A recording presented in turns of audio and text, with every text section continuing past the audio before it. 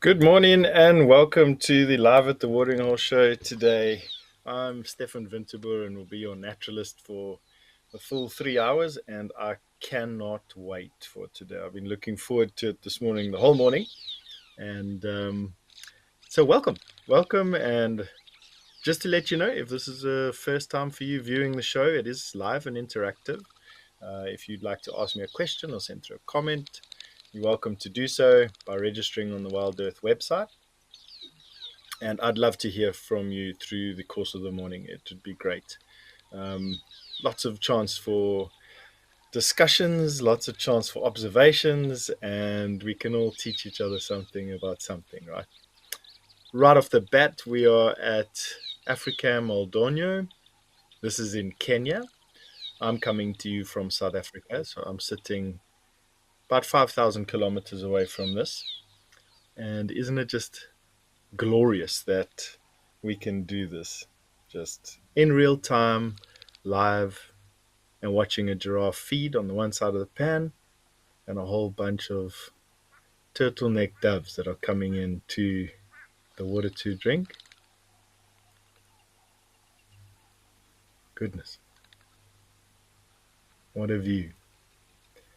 Weather in Kenya today looks like it is clear. They don't really have seasons like we do here in South Africa, or the further away you get from the equator, the more profound the seasonal difference is. Kenya is pretty close to the equator, and so they just have wet and dry times of the year. They've just come out of the wet and will be going into another one in a couple of months' time, and so the bush is busy drying out. Very similar to what the bush is doing at other locations further south of this, but definitely a lot greener than what you'll see in some of the other pictures over time. And that giraffe that you're having a look at there is a Maasai giraffe, different to the common giraffe that we find further south. Um, Slightly, not a lot. There's some slight pattern differences. The blotches or the brown blotches on their coat are slightly more raggedy on the edges than the giraffe we'll find further south in Africa. And I personally found the males' heads to be a lot more knobbly than the giraffe further south. Just look at that. Quintessentially Africa. A giraffe standing next to a waterhole.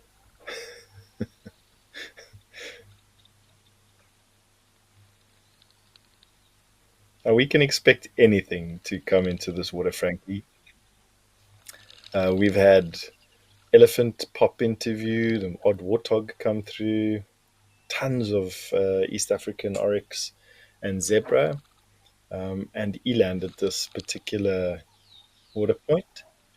The Ondonyo Conservancy is way over 100,000 hectares, so close on 300,000 acres of mixed use conservation land, but almost all of it dedicated to the preservation of African wildernesses and sustainable use, so mixture between different land uses, but all with a conservation sort of bent and a tourism bias. And really great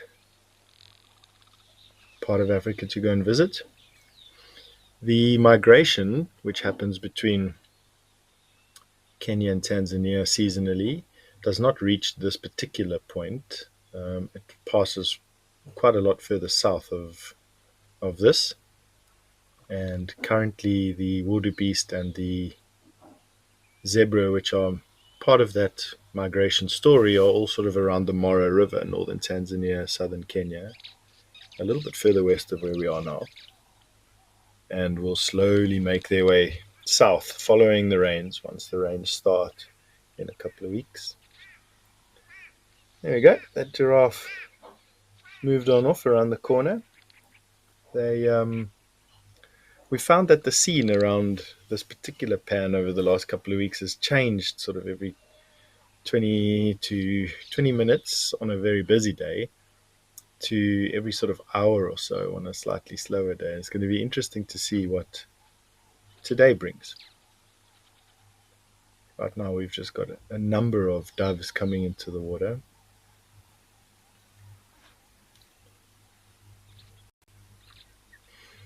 But while we've got a respite from the sort of animal action around these waterholes, why don't we go and get an update on what's happening with the weather everywhere else?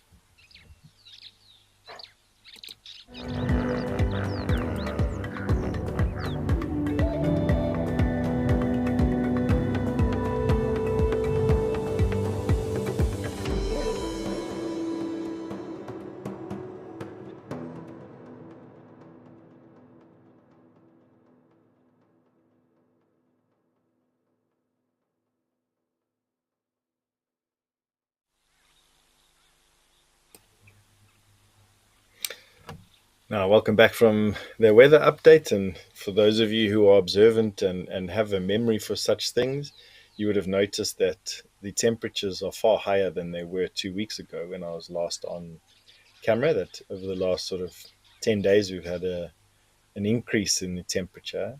And we're now in the sort of high 80s, low 30s. And although there'll be a couple of coolish days ahead still, winter is behind us, for us here in the southern hemisphere, and the temperature will only start to increase as we go into and through September, and then into what I call hell month, which is October in Africa, where it's just blazing hot heat and dry, preceding the rains, which come toward the end of October, beginning of November is when our rainy season starts. That we can expect there to be a bit of rain between now and then as the last cold fronts move through.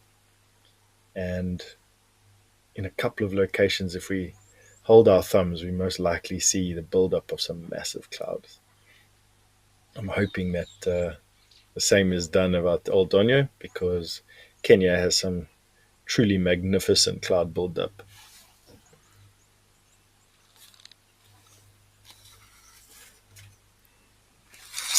Gaz, thank you so much. You've just sent a comment through to our final control who says that you say that it's nice to have me back. And I must be honest with you, Gaz, I'm also very excited about being back.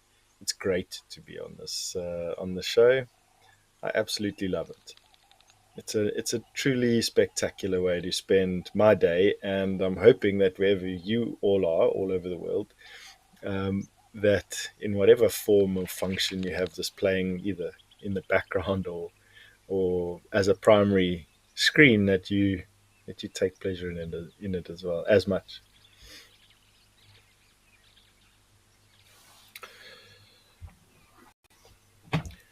All right, so we've got a number of these cameras all over the place, and while this particular location is waiting for its next set of action, why don't we go further south to Camphor's Dam and go and see what's hanging around there?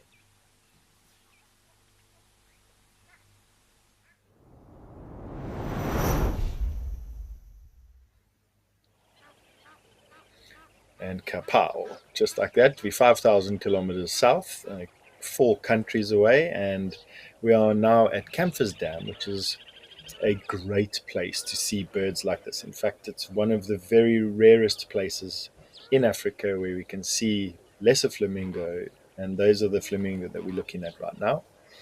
And what a spectacular sight!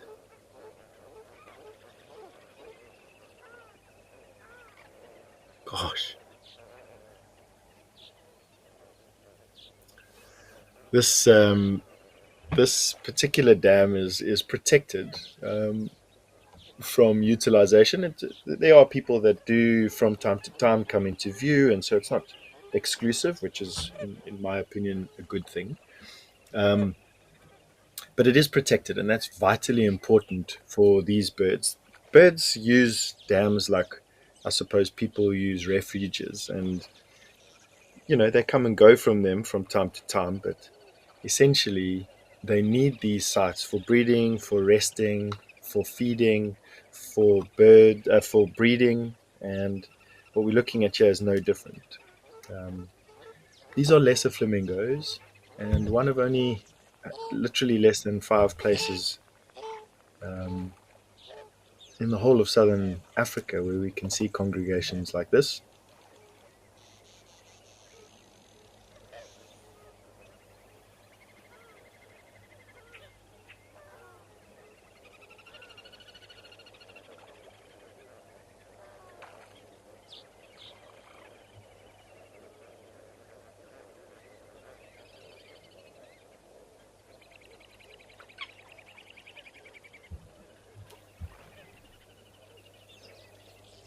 You can see that oddly shaped bill.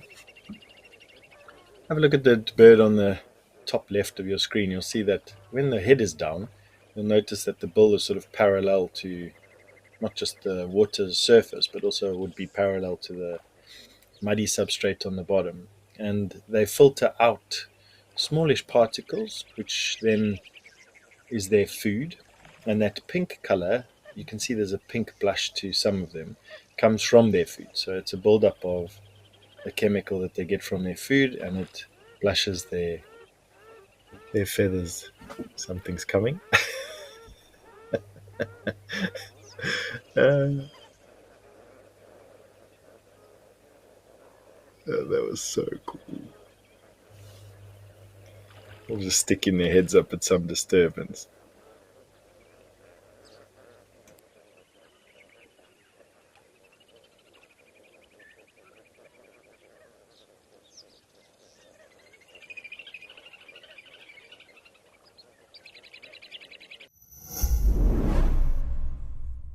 Do you love relaxing at a waterhole with the sights and sounds of Africa all around you? Well, we have some really exciting news for you. From August 1st, Africam is joining forces with WildEarth to bring the majesty of Africa right into your living room with 9 incredible new waterhole cameras from across South Africa and Kenya. Get ready to embark on a new journey. This is Live at the Waterhole.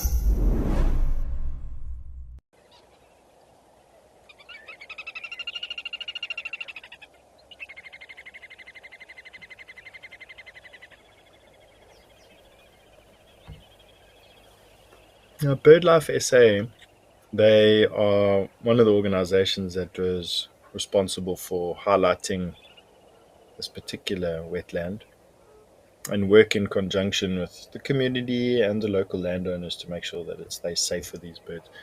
It's amazing how these operations will pop up. Cometh the man, cometh the hour is the saying. Or cometh the hour, cometh the man. I can't remember which way it is run. Anyway, needed to save this, and it was saved by someone with an interest in it.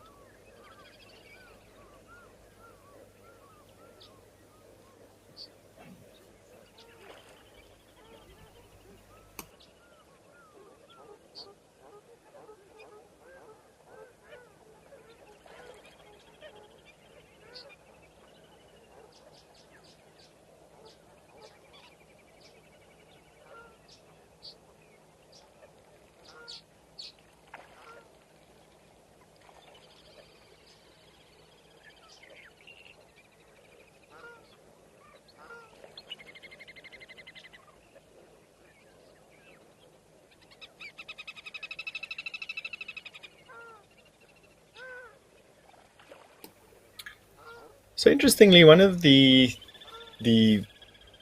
one of the well, what lesser flamingos feed on is phytoplankton, and plankton are one of the most numerous food sources on the planet, and also feed some of the largest animals. For instance, the largest living animal on the face of the planet that's ever been seen, including the dinosaurs, is the blue whale, and that feeds almost exclusively on plankton. You get two different kinds. You get zooplankton and you get phytoplankton. Phytoplankton are plants, and zooplankton are animals mostly, small little crustaceans and things like that. These flamingos are feeding on phytoplankton, so water living organisms that utilize the sun for their energy. Because organism is not really the right word.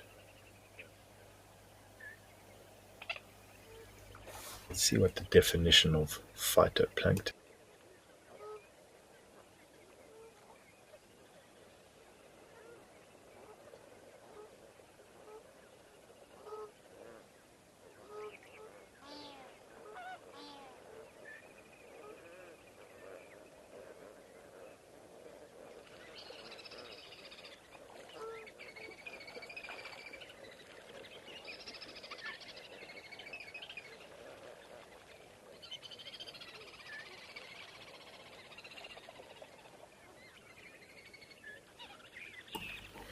Shannon, you've made a comment and thank you for it this morning. You've said that you love flamingos, and I must be honest with you, I also quite enjoy them. They're always busy doing something. I just also find that sometimes they've got sort of a not a tragic air to them, but I don't know, is it their body, the way that they're holding their body? Is it I grew up on documentaries the same as everyone else did, natural history documentaries, and recently the stories with flamingos when they don't do so well, they look quite tragic. These are all obviously quite healthy and doing really well, so perhaps not the best topic for a Monday morning. Keep it happy. Yeah, so they feed on phytoplankton. Phytoplankton, as I'm just busy learning from the Ocean Service, the National Ocean Service, and Atmospheric Administration in the US, are also called microalgae, and they are the base of several aquatic food systems. Um, and of course, a food pyramid is based on plants and animals like this, and feed everything going up. They similar to terrestrial plants, so similar to the plants that you and I, like grass that we walk on, in that they contain chlorophyll and require sunlight in order to live. And because they're so abundant, it's just taken a short evolutionary step for these birds to figure out a way to get it and have a food source that is virtually uncontested. Well, by anything large, at least anyway, in this particular area. Let's have a look and see what the weather is doing here in Kimberley to give me an idea of the difference in temperature from where you are to where these birds are.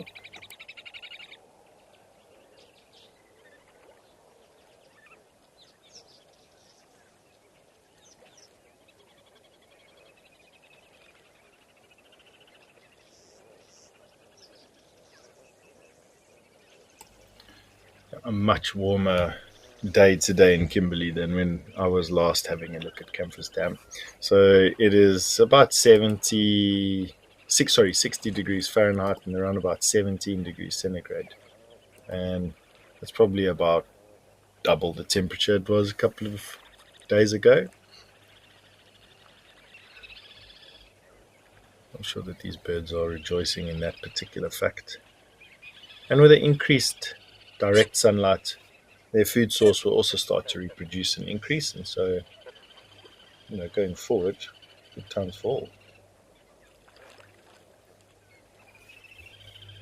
You can see that a lot of the birds are busy wiping their beaks on their feathers and then going to the base of their tail. This bird sort of lower center is doing exactly that. Have a careful look at them.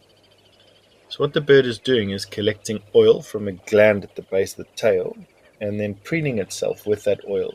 And it's coating its feathers and its body with that oil, and it acts as a water repellent and helps the bird stay dry and therefore warm. And you can see how the bird takes great care to make sure that every portion of its feathers are covered by that secretion. So there you go. You can watch the bird fetching a little bit more oil, wiping it on itself, its beak in particular, and then treating all parts of it with this oil.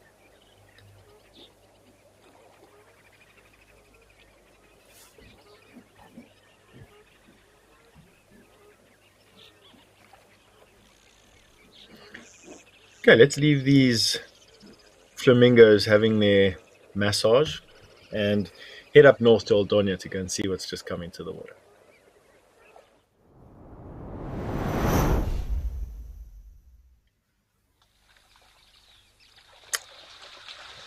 Goodness me, a whole herd of zebra. Shows you, these. It's so great having all these cameras around everywhere because we can just jump over to one that's got some action somewhere else while the scene resets itself. And when we left Oldonyo in Kenya a few minutes ago, for those who are just joining us now, and came south to South Africa to have a look at those flamingos, there wasn't anything at the pan, and now we have. See if you can count them. One of the collective names for a herd of zebra is called a dazzle of zebra, and you can see that when they're standing together like this, it actually, for human eyes at least anyway, it becomes quite difficult to discern one from another. And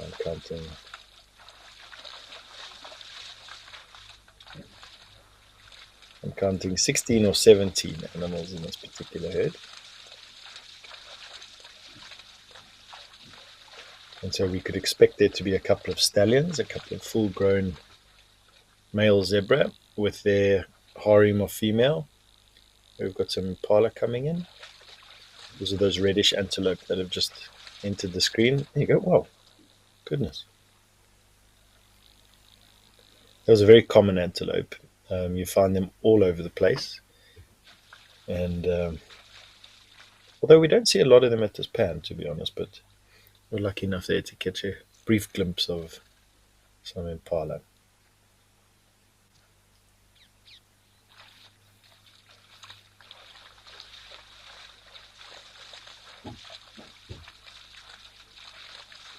Did you get to the same number I did? Did you also count 16 or 17 zebra? Most of these would be females and immature males. One or two would be mature stallions. And I'm imagining that this female on the far right, sort of center far right or middle far right, is pregnant. You can see that zebra, when they're pregnant, they swell up even more so than usual, and she just looks like she's got a huge belly. Carrying just one foal. Very, very rare to.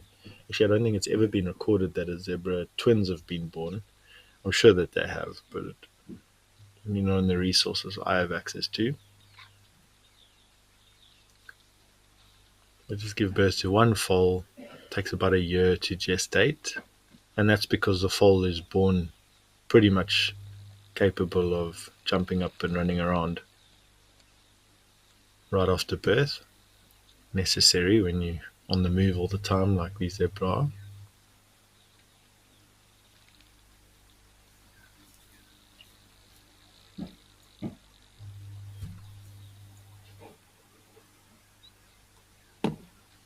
Remember, it's a live and interactive show, so please do feel free to send me through your questions and your comments, even if it's just an observation that you've made or an interesting story that you have.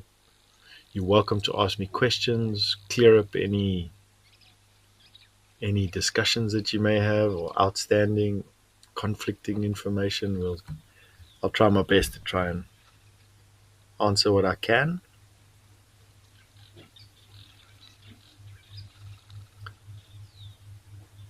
for those of you who didn't join me for our discussions a couple of weeks ago, and if you were wondering, we over the course of a couple of days we decided to investigate what the latest findings are around why does a zebra have stripes, and managed to conclude that the current understanding, scientific understanding, is that it's as a deterrent to biting flies, which occur in areas where zebra are common and which carry diseases. So it's an evolutionary adaptation to help deter flies that bite and transfer diseases to animals in areas that live, well, in areas that animals live in which have these flies.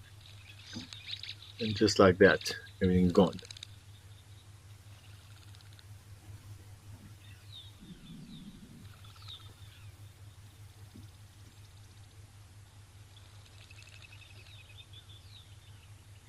Still got a few of these ringneck doves coming in, very common bird.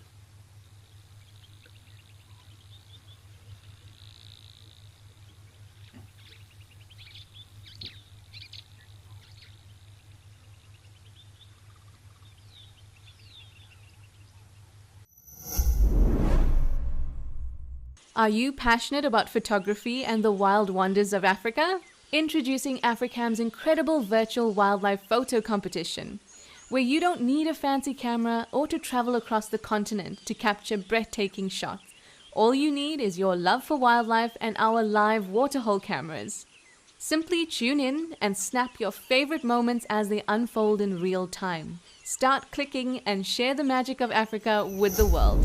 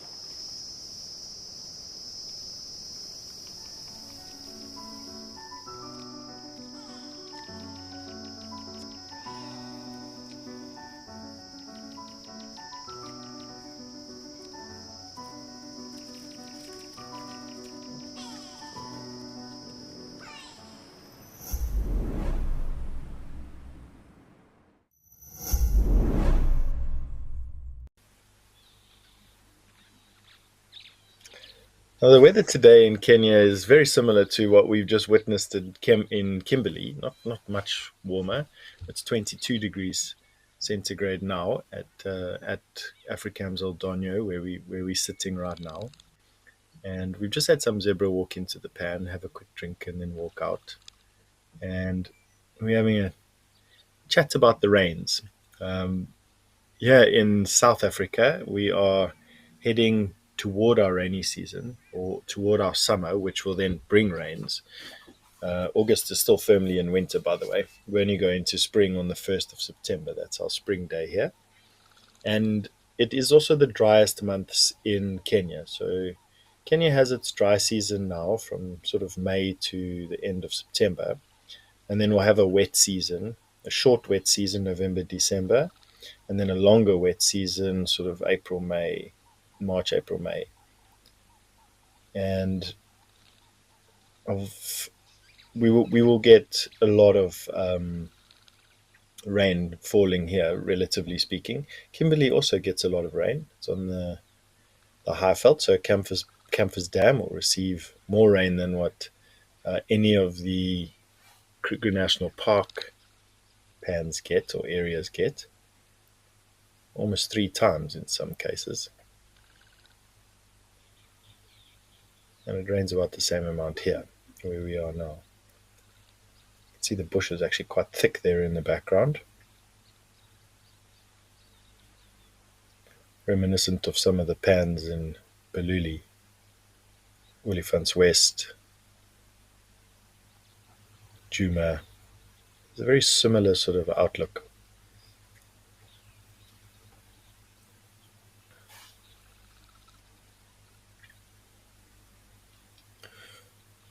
All right, while we're waiting for this to reset, why don't we go and have a look at one of the other locations that we haven't managed to pick out yet today. So off we go to Tau.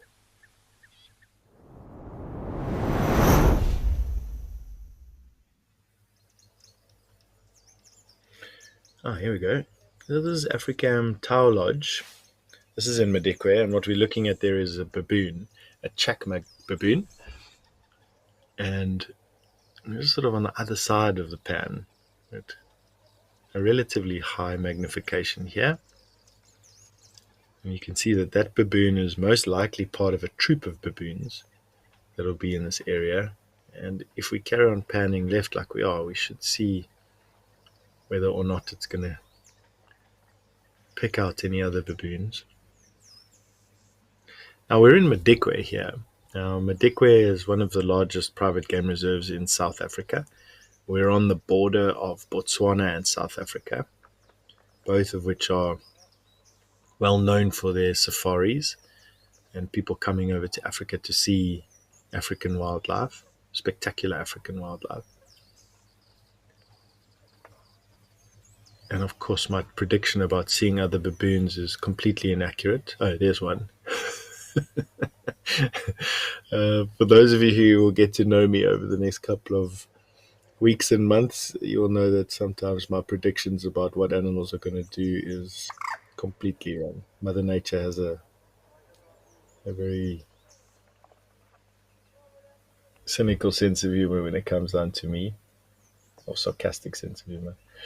That's a young baboon. Now, these are different to the baboons that we would have seen in the past at Old Donyo. There they have the olive baboon, but here we get the Chakma baboon, which is a baboon species that lives south, in the south of Africa.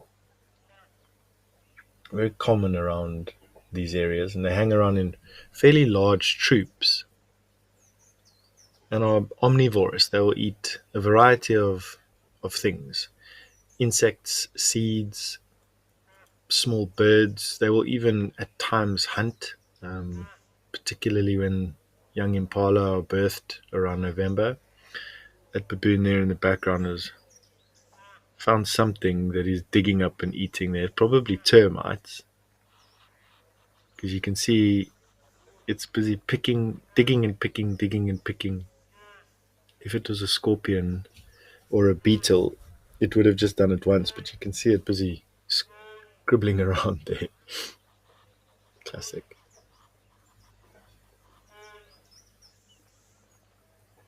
Have a look at what this baboon is busy doing. There you go. It's walked off. And there's some wildebeest standing by and comically looking at what these baboons are getting up to. Those are brindled canoes. And there's some more baboons. Okay, so there's the rest of the troop there, thankfully.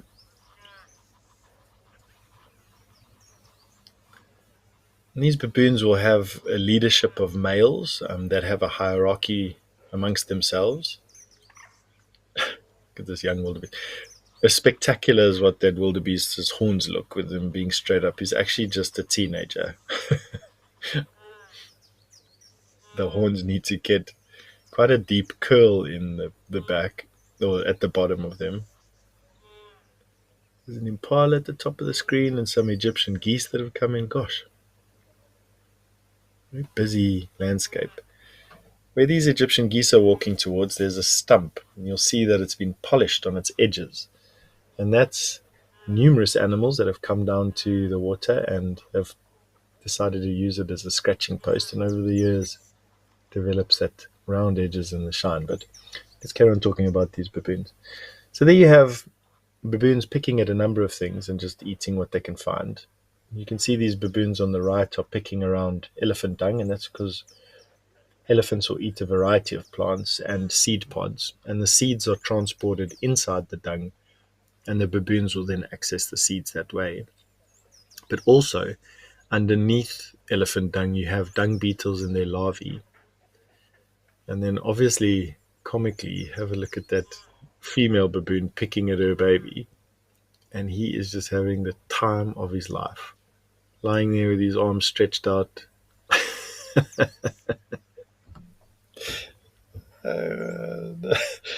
His legs straightened up. What a clown. Having the best time getting faffed over by mom. Similarly, you'll notice on the very left hand side, another baboon is busy picking at a friend, cousin, or sister.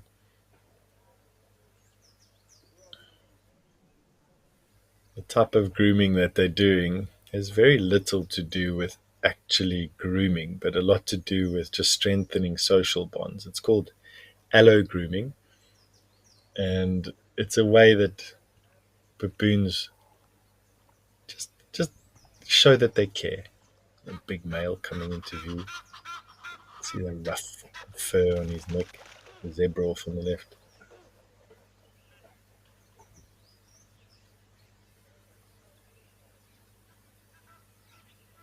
Tough time of the year for these baboons. They scratch out enough nutrients with difficulty.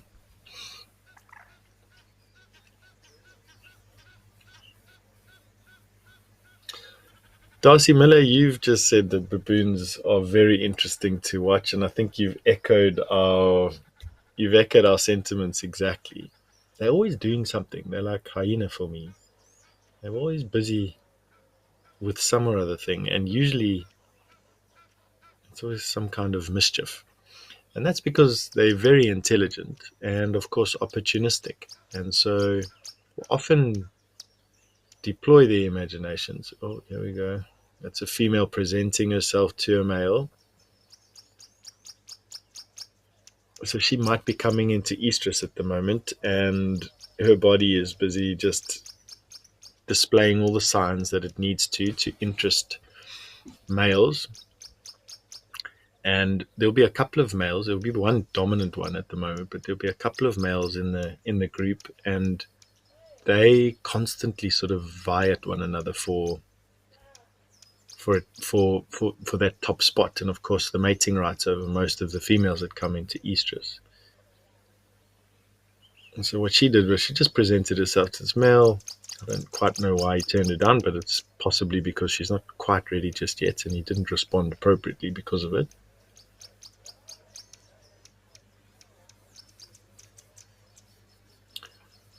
I'm quite happy that we didn't have to explain that one to our younger viewers today. Gosh, that zebra back is so pregnant. Ginormous belly on the right. Shame. She looks like she's carrying almost full term. A couple of weeks away, the rains will start, the grass will flush, and she will have the energy therefore to produce the milk that she needs to feed the baby, and then obviously give the baby the best chance after it's weaned to have the longest grassy season that it can.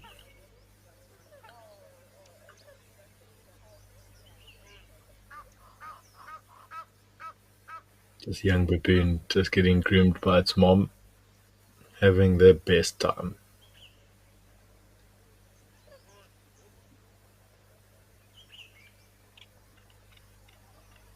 Wildebeest in the foreground.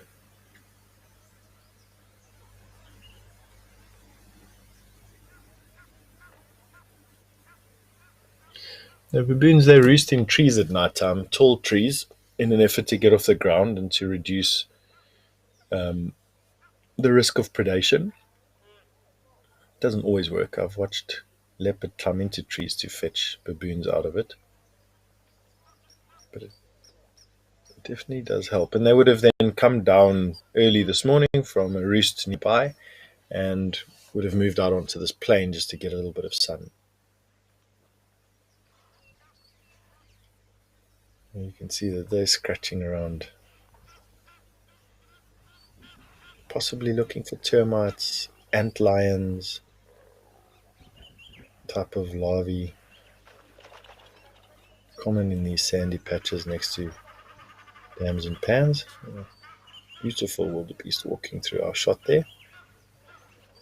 Another big male on the left. And this mom and baby have now finished their grooming session.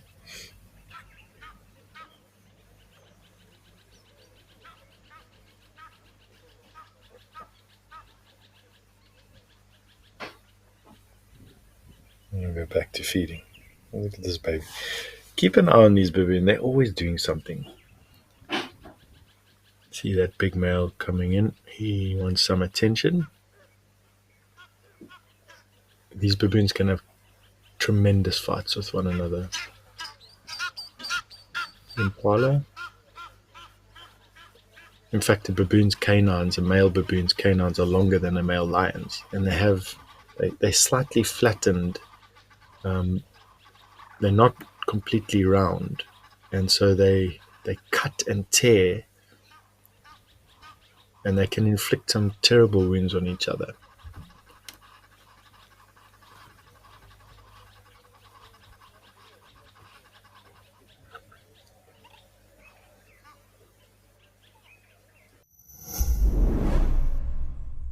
We love all the support, we read all the comments, and now we want to acknowledge our biggest fans. Do you know when Ribbon was seen last? Or the names of June's cubs? Do you remember the last time we were up close and personal with an elephant? If you answered yes to any of these questions, then you are in for a treat. WildEarth's Fan of the Month. We are looking for you. For more details, make sure to read our monthly mailer and keep an eye out on our social media pages. WildEarth, it's in your nature.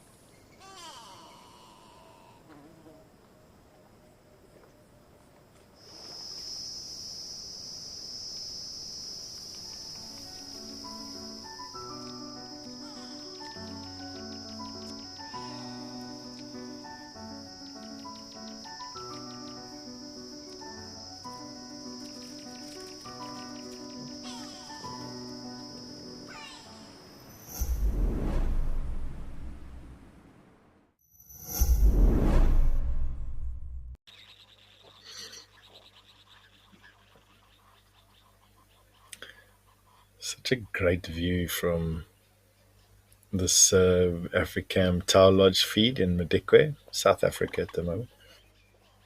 We're looking at a troop of chacma baboons who are busy sunning themselves on a open plain adjacent to a water source. And you can see that some of them are just sitting enjoying the sun, others are grooming each other and strengthening bonds, and others, like this one in the foreground, are just picking at the ground, trying to eke out a breakfast from what would be rather slim pickings, to be honest.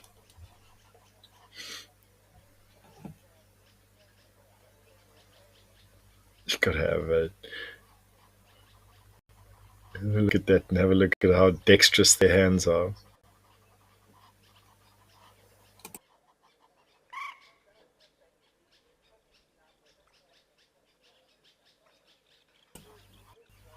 Look at that one in the background there. It's laying flat, stretched out its arms and legs, and is getting groomed by probably a family member. They do have factions, and so you'll find that baboons do fight with each other, and even in the same troop.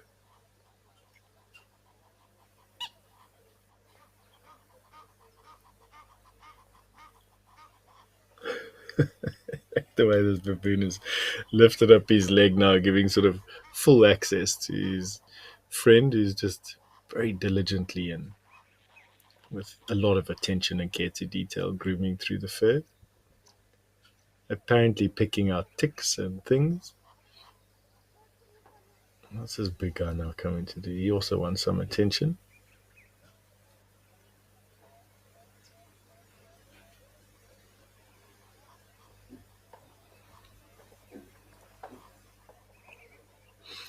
Goodness me. A lot going on around this particular pan. Wow.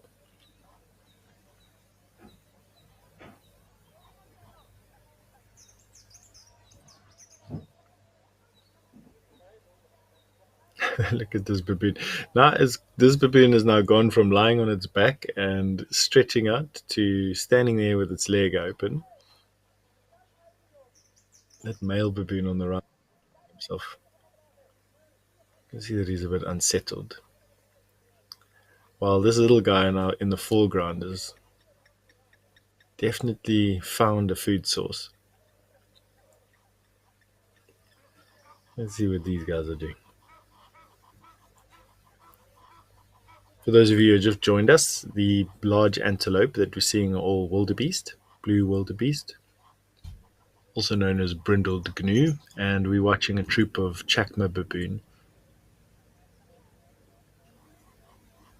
It's a live show, and so you are welcome to send me some questions if you want. And if you don't know how to do that, you just log on to the website and follow the links, and you'll be able to register, and then you'll be able to ask me some questions. Why don't we go and have a look at one of our other camera feeds and go and have a look at Jamala, which is close by, to see what's coming over there.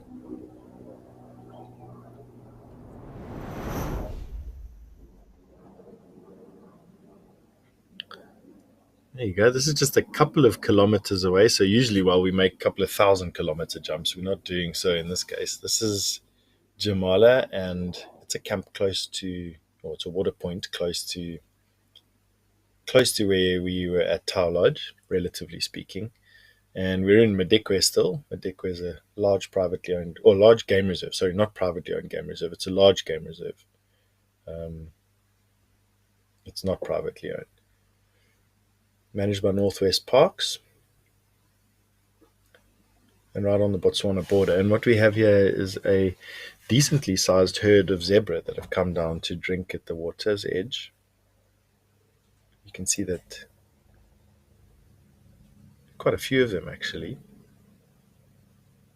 Interestingly, see how many you can count. I counted 17 at Africam's Old Donyo about 20-30 minutes ago.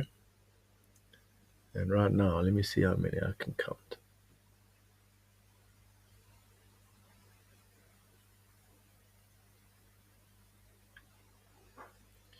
I count 22, 23 zebra, whereas we counted 16 or 17 zebra at Old Donyo.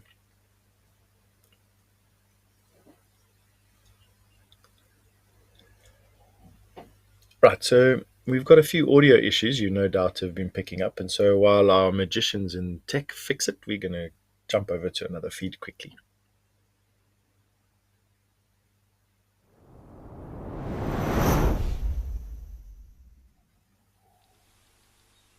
There you go. Talking about a couple of thousand kilometers difference, just like that. We are back at Africam's Old Donyo camera, which is in Kenya, and you'll excuse those audio glitches. We are bringing you live and interactive feeds from very remote places in Africa, and every now and again the gremlins do come. There was a giraffe that was a little bit nervous about coming into the water. She'll come back though. That will give us a great view of a giraffe and some East African impala. No different to the impala in the south, with one exception. The horns on these East African impala are enormous. Easily bigger than any impala you'll see in South Africa commonly seen. And the reason for that is just a different type of mineral which promotes horn growth. Let's watch this giraffe come down. She's going to be nervous. The reason for that is that giraffes are very vulnerable when they come down to drink. She's too nervous to drink.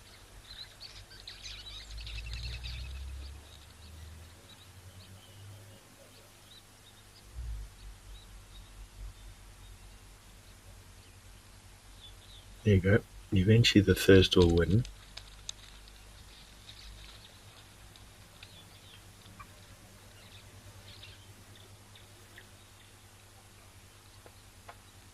And let's see her go down. Not an easy pan to drink at for a giraffe because of the rocks around the edge. Let's see where she goes.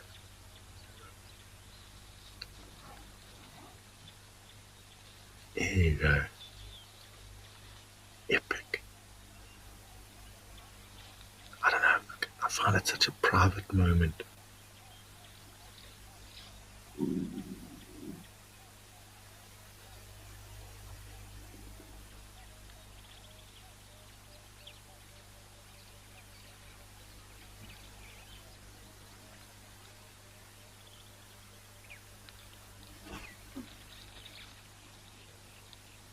Comes up. She may go down and drink again. No, she got all she needed to that one.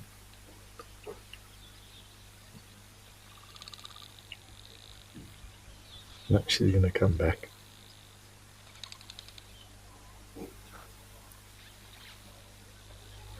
See, she's going down again.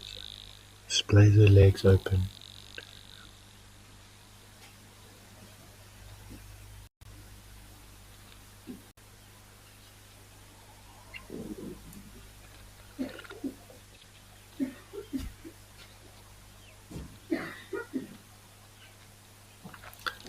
Mike, you've asked an interesting question. Do we get any Rothschild's giraffe at the Old Donyo pan?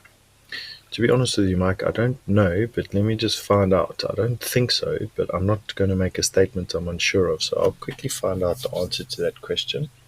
For those of you who are interested, you do get a bunch of subspecies of giraffe. There are many. One of the subspecies of giraffe you get is the Rothschild giraffe. It's very rare. I'm going to quickly find out what their natural distribution is and get back to you while we're watching this female have a drink.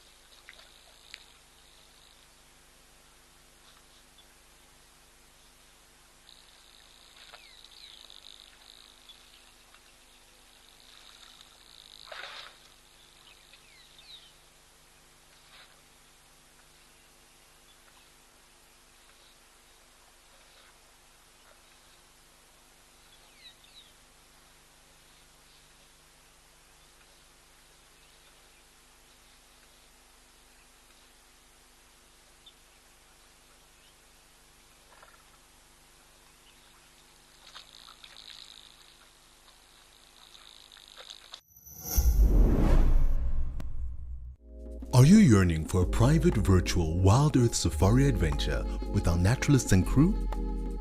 We have got you covered. Sign up to be an explorer before the 15th of August and you could win a private safari experience. Make lifelong wildlife memories with either Steve, Thank you for joining us and have a fantastic morning. or Cedric. WildEarth, it's in your nature.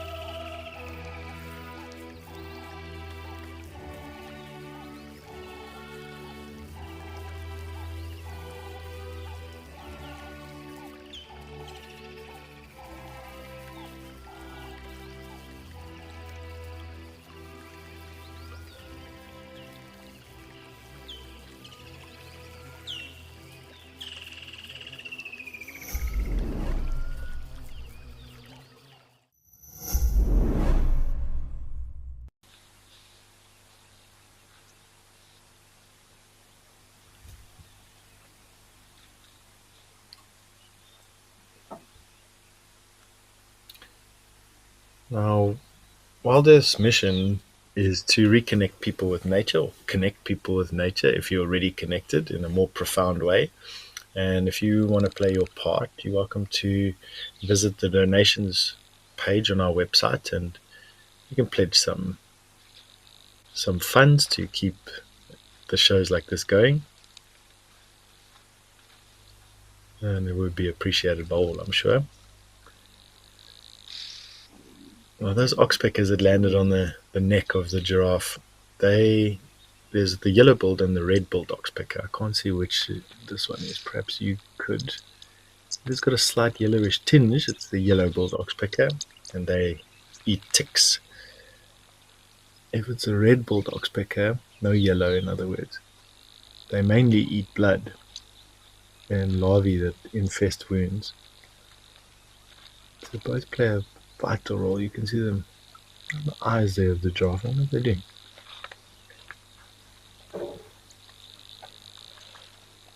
Being a pain, no doubt.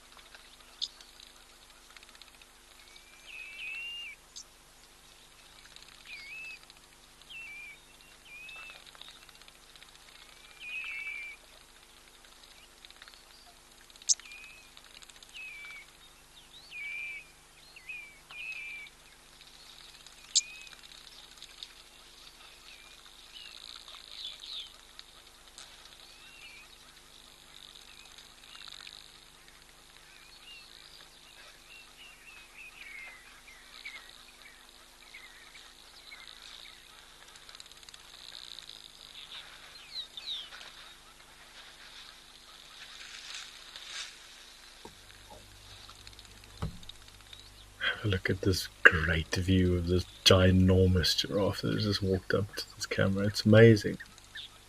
Goodness. Oh, wow. Such a unique view of this giraffe. Oh, full grown male. See those growths on his head. Such a great view of those oxpeckers. There he goes.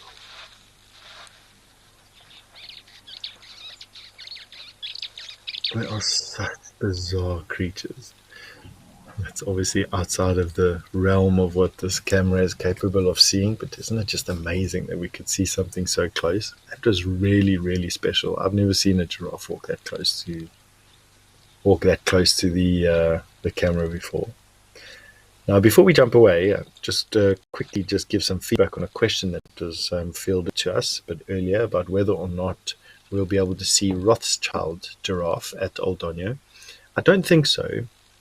The references that I'm busy finding show that the Rothschild giraffe are incredibly rare. It's a subspecies of the northern giraffe, which do occur here in this part of Africa, but are restricted to a few very small locations in western Kenya and into Uganda. And so I don't think that you'll find Rothschild giraffe populations living here, but I'll keep on having a look and see if I can find any sort of species lists for Old Donyo. But in the meantime, why don't we go south and go and have a look at a cam we haven't visited in quite some time? Well, I haven't, at least, anyway.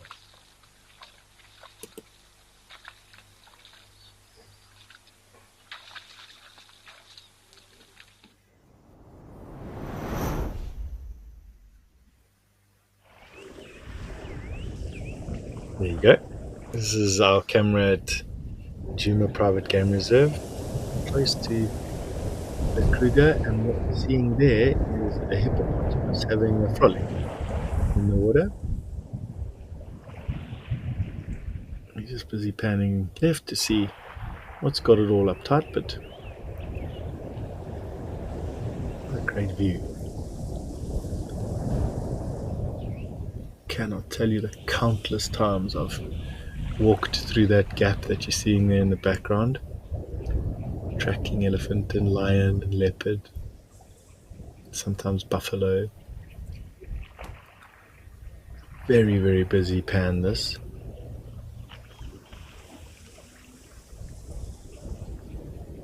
Let's see.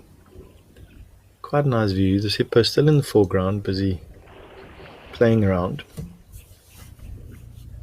Very slight breeze that you're seeing shaking the trees.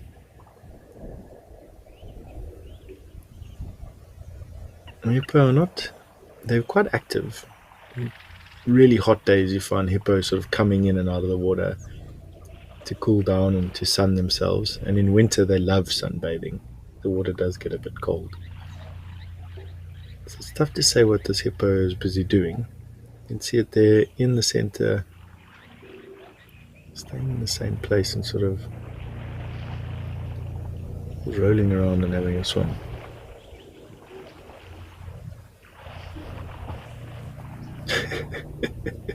Its feet come out of the water. Oh, it's two hippo. There's a youngster crawling on his mom's back. Oh, they're having a game on each other. It's the same as what we saw those baboons do. They're just strengthening ties with each other, splashing around in the water.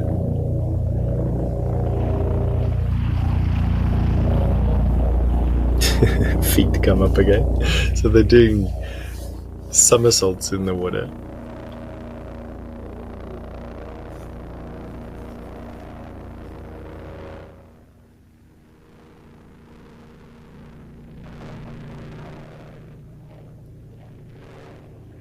Goodness me, what a oh, there's another one. What a cool thing. And another one. Everyone coming to join in the game. Also another youngster climbing on the back of his mom. Hippo are gregarious, they're contact species. But at night time, often you'll find that mothers and youngsters will feed alone, solitary, and in small groups. They don't hang around in the herds that they do in the pools of water that they spend the days in. For those of you new to the show, hippo are herbivores and eat grass. They're bulk feeders, so they eat a lot of grass, relatively speaking, and are nocturnal. They come out of the water at night time and feed at night time. And we're watching a herd of hippo. I must confess that I haven't been to Djuma in months and months and months, and didn't actually realize that Djuma's pan, the dam, actually was home to such a large family or pod of hippo. I've only ever seen one, and that one came and went, didn't really live here for that long. Had a girlfriend for a short time, and then she moved off. And now all of a sudden we've got a pod.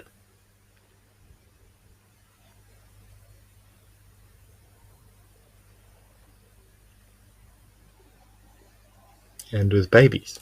So resident.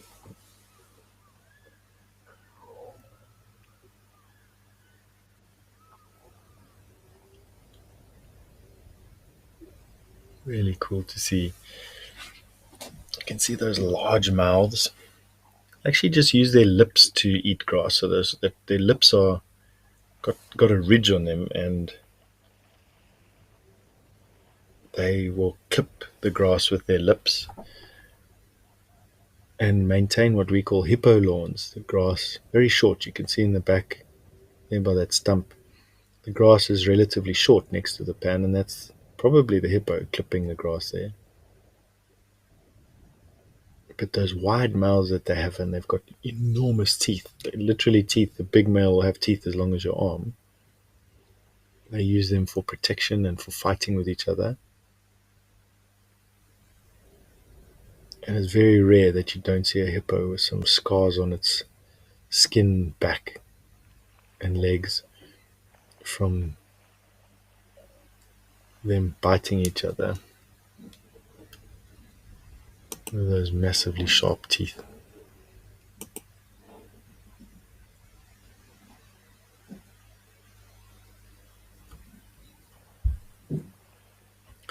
There you go. I think these hippo are just having fun. To give you an idea how wide a hippo can open up his mouth. Crazy, eh? And they wrestle with each other, mouth, putting their mouths against one another, testing the strength. That's how the young males in particular prepare themselves for when they're older, and where they'll need to fight for their own females and their own bloodline. And it gives us a really great view of a non-serious fight. This is just boys wrestling.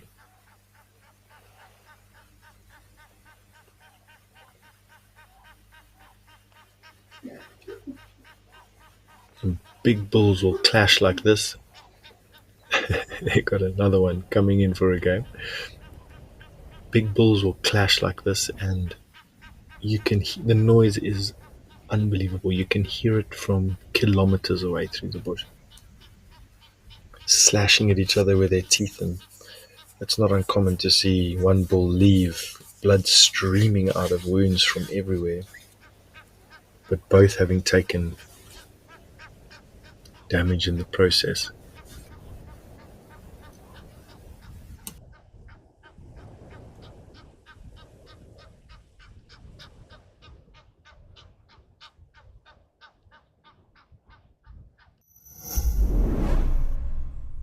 Are you WildEarth's biggest fan? Well, we have a brand new competition for you. Join our naturalists on Safari Live and listen out for weekly questions. To enter the competition, head over to our Instagram, search #WildEarthFanOfTheMonth and comment your answer under the post. The monthly winner will be determined by the total quickest and most correct answers. We announce our winner at the end of every month. Tune in to Safari Live daily.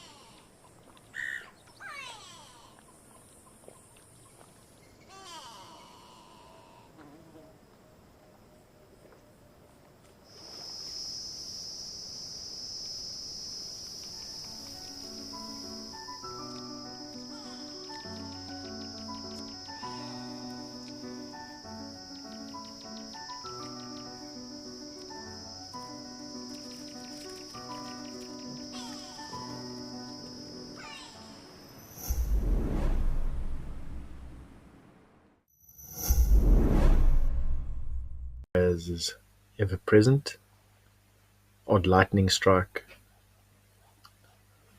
carelessness.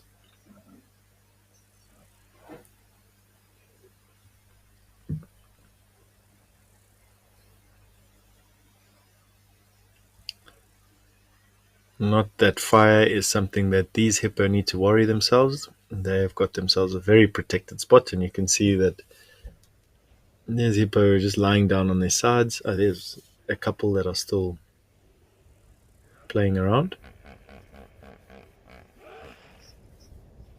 You gotta love these cameras. The fact that they can zoom in and out, they've got sound, you can hear what's going on. We can pan left and right and tilt up and down and watch these animals in the sort of high definition that we can. It's just, and it's all live. It's happening now. 10:46 in the morning in this particular location.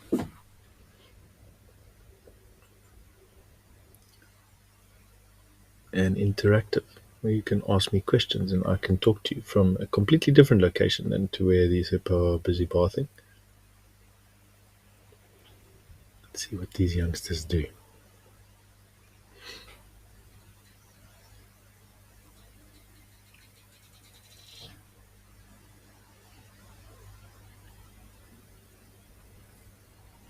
It's quite common for hippo to be active, but when you see solitary hippo around, quite often they do very little, especially this time of the year.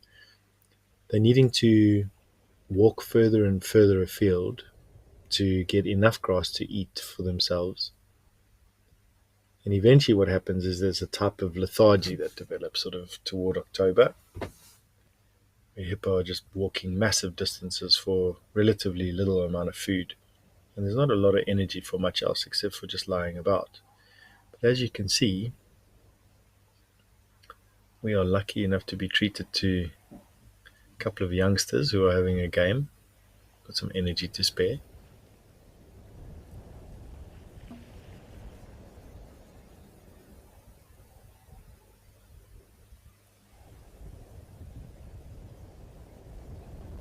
They're having a bit of a wrestle. There's three of them there.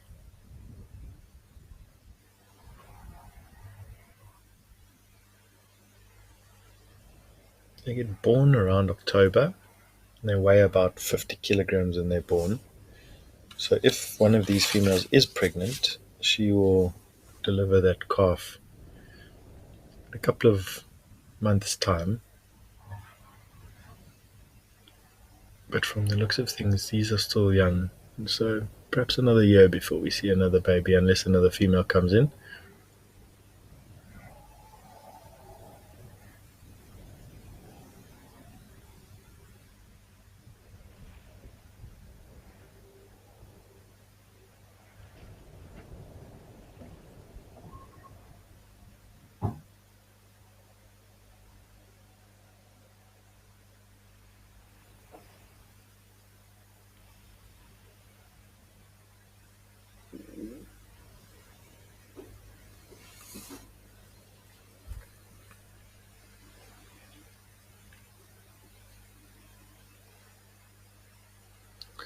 They can hold their breath.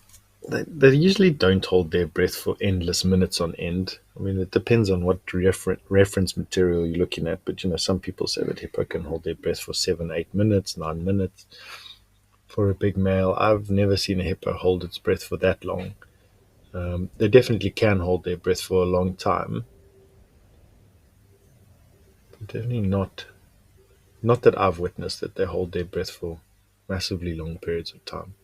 Usually it's 20, 30, 40 seconds at a time, and they'll lift up and stick their nostrils out of the water and have a breath. And very similar to the whales that hippo are closely related to, they will breathe air from under the water when they're sleeping without having to wake up. So it's a subconscious reflex.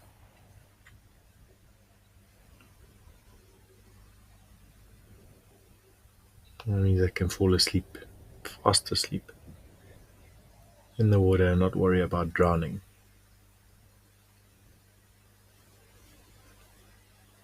They do fall prey to lions.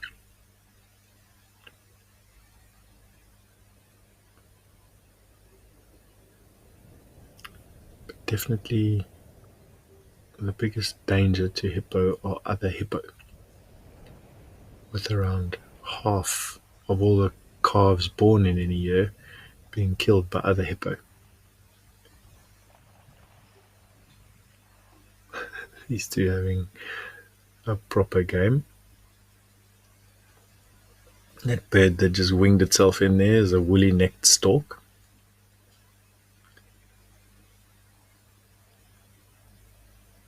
For those of you keeping bird lists.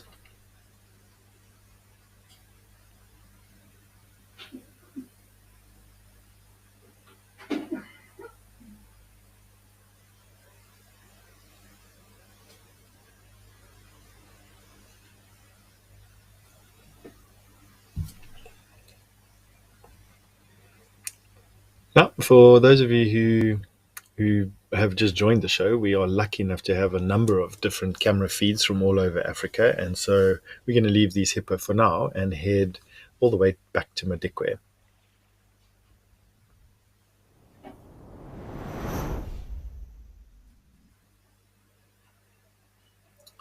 Ah, look at this. So this is the Jamala Dam, and what an absolute different group of animals. We've just gone from aquatic hippo to the largest land mammals that we have in Africa, which are the African elephant, which we're seeing in the foreground. We've got some impala, a herd of impala, and then those we've got kudu. Those are the antelope behind the impala on the left hand side, and we've got a zebra which is scratching itself all the way on the right hand side. There you go. You can see the zebra coming out there. Gosh, what a great view. We were here, I don't know, 20, 30 minutes ago, and there were only zebra around. And now this herd of elephant have come in. It's a pretty typical herd, breeding herd as we call it, because there's females and babies, and of the right size to be a herd. matriarch. She will be one of the larger, older cows, and then her sisters, possibly, and then their offspring, her offspring, and their offspring.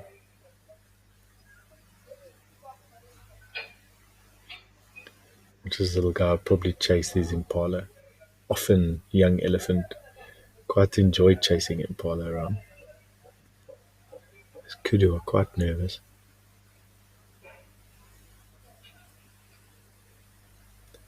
It's that the kudu is that large antelope pacing on the other side of the water, up and down. There's three of them there. They're females. I know that because they don't have any horns, as are the majority of the impala that you see in front of you. They also are mostly female. You can see no horns. A little bit more difficult to tell male from female zebra. And there's also a trick to tell male and female elephant apart. Let's see what this elephant's going to go do. See the one walking away? See his cocktail? You see the tail going sideways? That's a sign of anxiety. Something is bothering him. I think he probably wants to go and chase that zebra around. See what he's doing.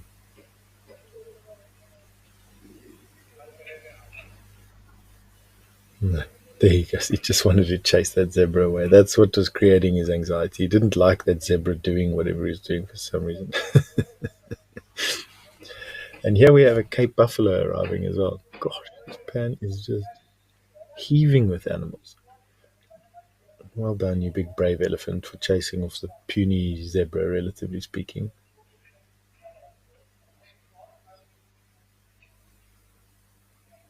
Such a great view.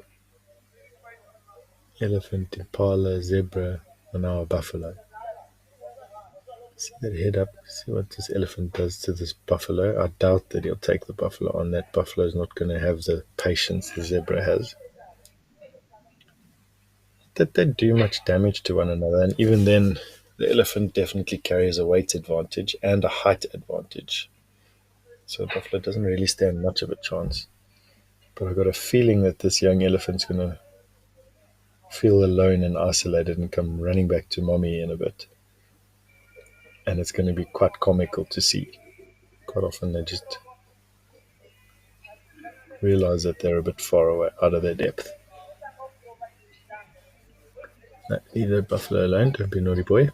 Can do nothing to you.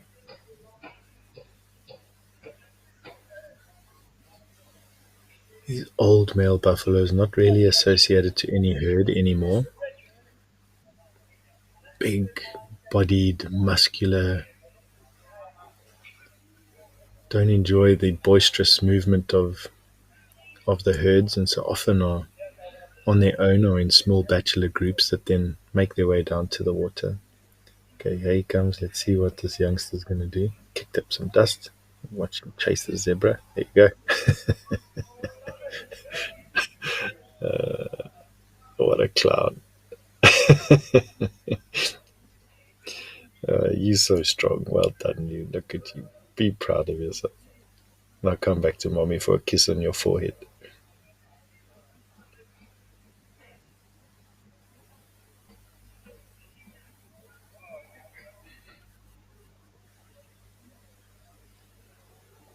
Really doesn't like that zebra.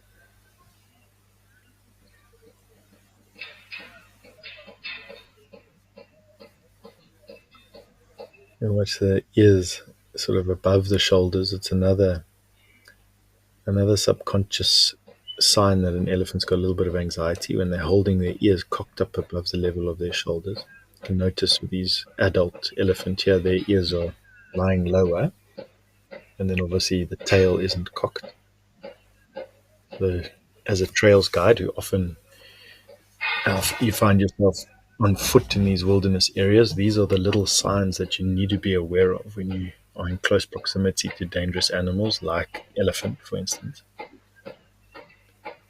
Buffalo are a different story. They don't have much in terms of subconscious tells that they're getting anxious. They just go from calm to enraged, it seems, in a second. Both elephant and buffalo well deserved of their Big Five status. Incredibly dangerous animals.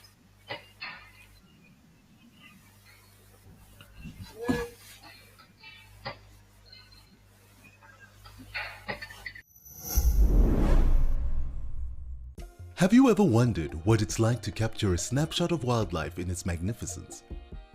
Our naturalist, James Henry, has spent his life creating memories through the lens, and he wants to share them with you. From the sublime to the ridiculous, everybody. Join James for a photography hangout where he will entertain you with safari stories through some of his best photographs and color grade them live. Come along for the fun. Wild Earth, it's in your nature.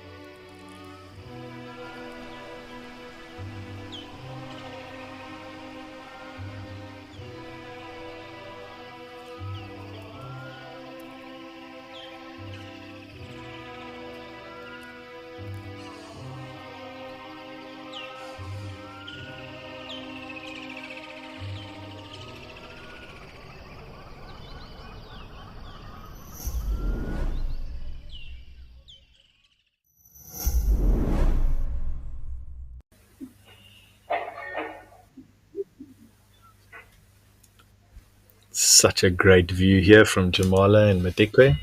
For those of you just joining us, my name's Stefan Tabur. I've been your naturalist for a couple of hours already. I can't believe how fast this morning's going down. It's really cool. We are faced with an unbelievable vista of wildebeest, buffalo, impala, elephant, and zebra coming at you live and interactive from Madikwe at this particular point. But we've been all over South and East Africa today already. You are welcome to send me some questions if you want. Comment on what we're busy looking at, or an observation or a story. You can do that by registering on the Wild Earth website, and I'd love to hear from you.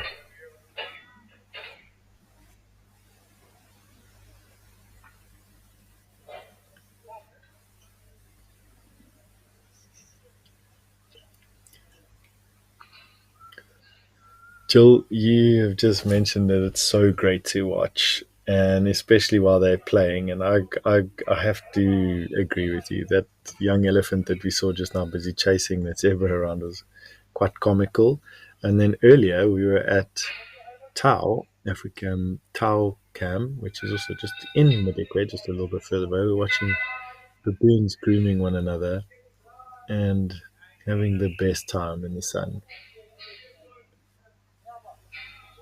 Now, noticeably, you'll notice that there's a white sort of haze on the horizon, and that's only going to get more pronounced as the season progresses before the rains wash the sky clean again.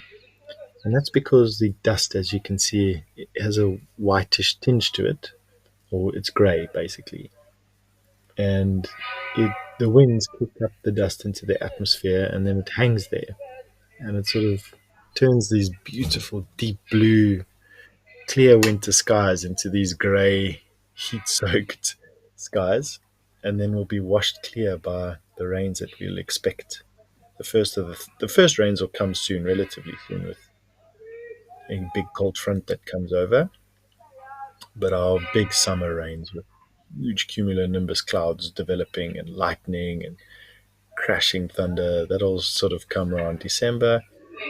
And then Madikwe has its highest rainfall months, January, February, March, where everything that you see now as being grey and brown will be green.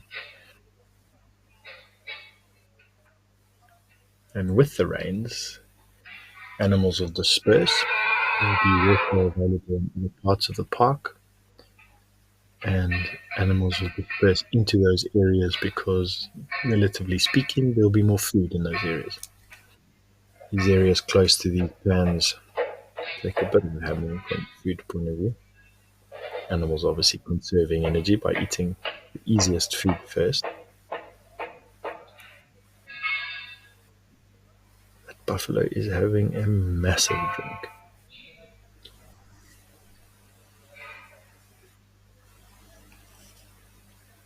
In the distance, you can see two male impala. They've just come in to the shot.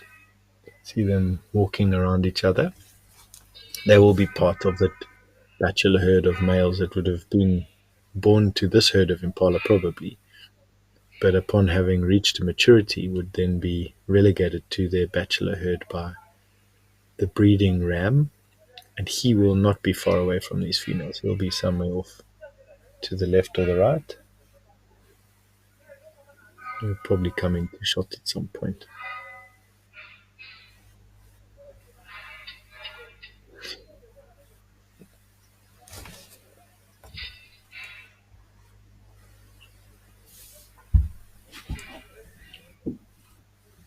And as we just mentioned, we have a number of these cameras situated all over the place. And so why don't we shoot north a couple of thousand kilometers and go and have a look at what's happening around Kenya's Old Donyo.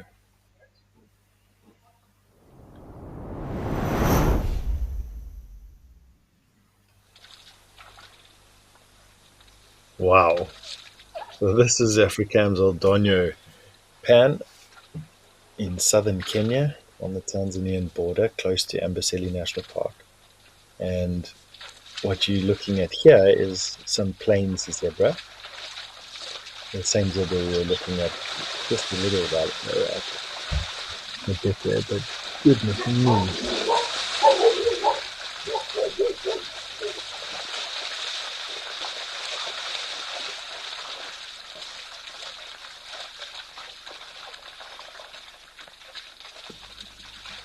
Now, we've had two different herds of impala on the show. Two different herds of zebra on the show so far. The first one had about 17 zebra in. There's some oryx sticking in its face. The second one had about 22 zebra in.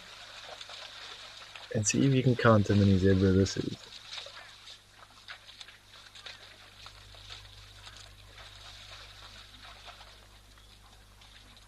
About 18 or 19 zebra. So we're seeing that the herd sizes are pretty even when it comes down to the numbers of zebra per herd. We're seeing roughly between sort of 17 and 23, 24 individuals. And I'm wondering if we won't notice that trend continue as we go forward. It's pretty interesting to see.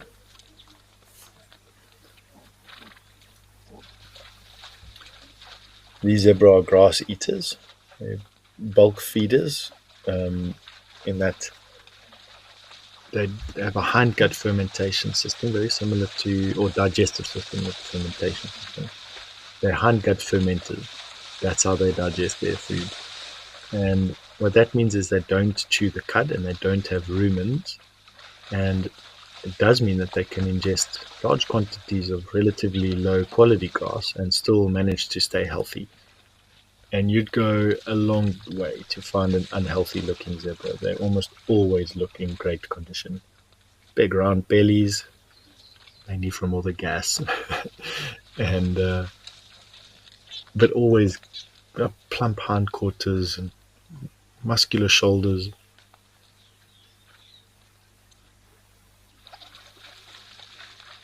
They're too busy having a bit of a wrestle in the background that you're probably hearing on your sound.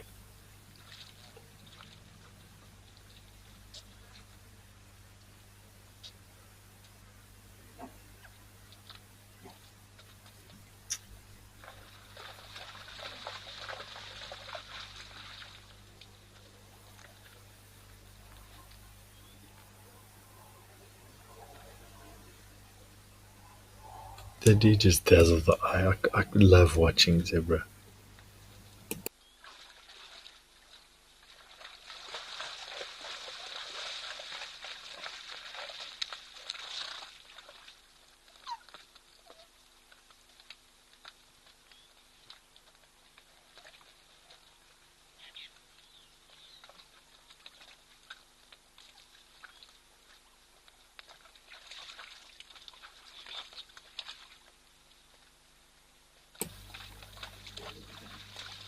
Keep an eye on the zebra there in the distance. You might see one or two of them go down and have a dust bath.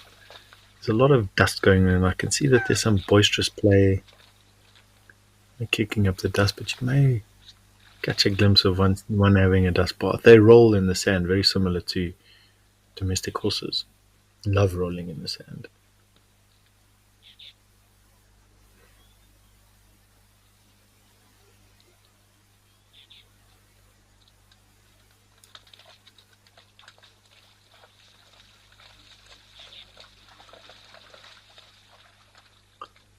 Now, unlike the zebra that we watch at times in Etosha, which also just sort of wade into the water, I'm not noticing the hesitancy with these zebra that you would expect from an area where crocodiles occur. Lots of crocodiles in East Africa, lots of big crocodiles, and big crocodiles eat large prey, which include zebra. And there's just a general rule of thumb amongst everything, humans included, that if you can't see the bottom, there's a crocodile living in it. That's the expectation, and yet these zebra just wade in here. They don't even care, and often right through the pan to go and stand drinking like these do with their faces outside. And I've long proclaimed that zebra are very clever, definitely far smarter than wildebeest. And I wonder if it's because they just know that this particular pan is safe because they never see a crocodile here, or if they're just taking a chance, or if they know something that we don't.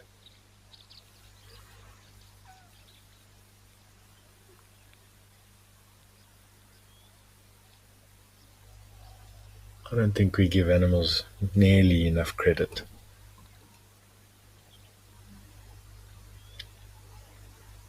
And obviously, there's a danger in over anthropomorphizing animals. You see that zebra have a big yawn as she walked up to the pad.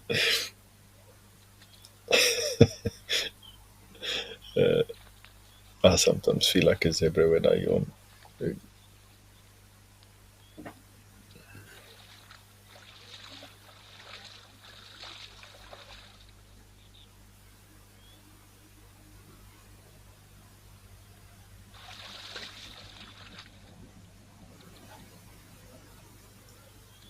It just strikes me as interesting. Why are these zebra not scared of this water and crocodile threat?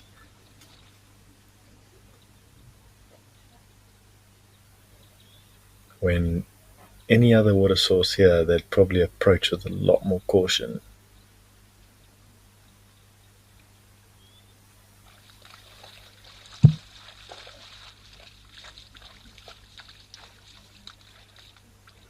This is this is an artificial water point. It is fed from a pipe, um, and so that could possibly be a reason. However, I don't know. Find crocodiles in anything.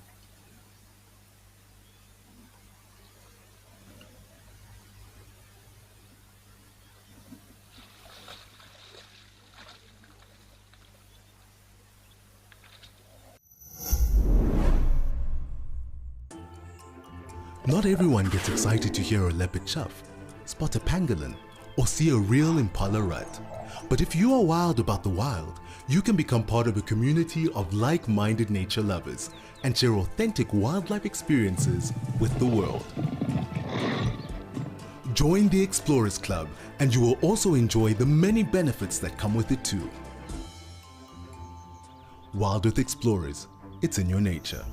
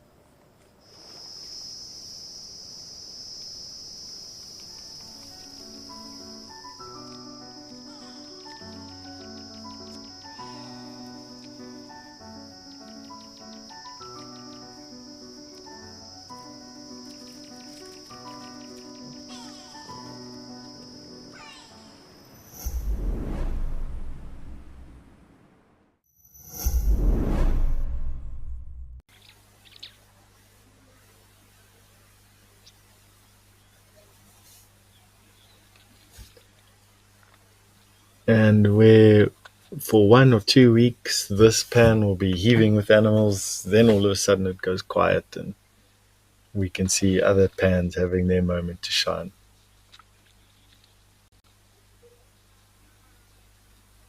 And it's the same when you go on safari.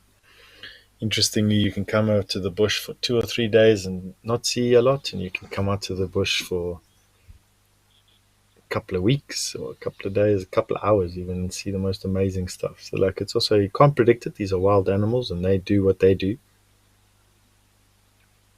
And we just here to observe.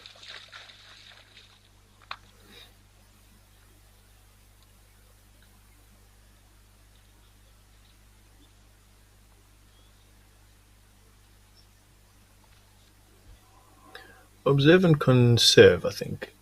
We are custodians of these wild places, being the primary cause for their demise as well. I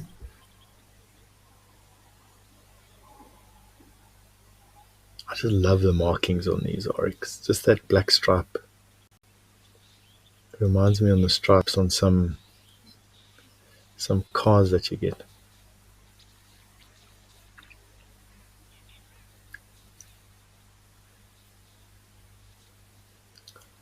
I've just been marveling at this particular oryx's coat patterns, and while zebra are striking in their distinctive contrasting stripy coats, the pajama donkeys of Africa as they're called, these oryx are nonetheless striking. This is a male oryx.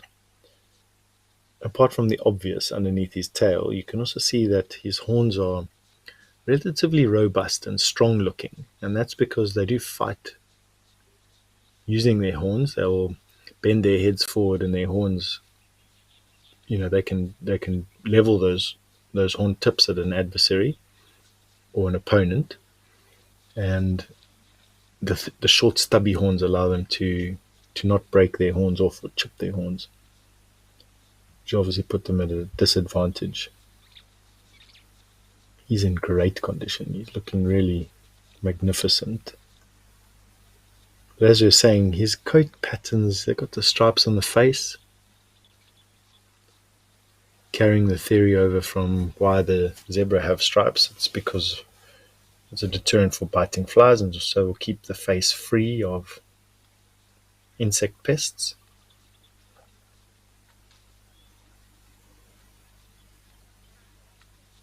And in profile, the extension of that black stripe down across the ridge of the back and across the throat will highlight the edges of the oryx. And so when two males are standing side on in profile to one another, they don't have to fight as much if one can clearly see that the other one is bigger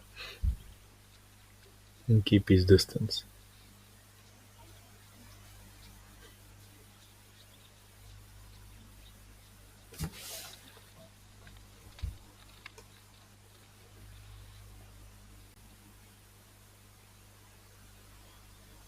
Finish drinking, and just like that,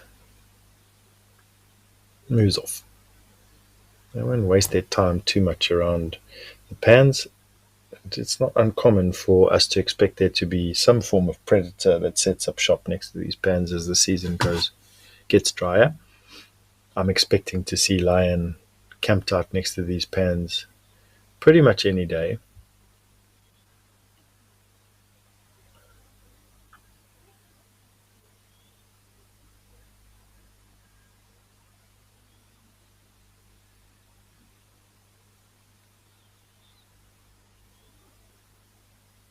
It's amazing. And if you arrived at this waterhole now, this is what you'd see.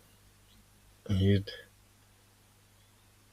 not know that we just saw 20, 25 zebra. A little bit earlier on, we had 2 giraffe coming to drink. Who knows what's been visiting the pan when we haven't been live from the waterholes?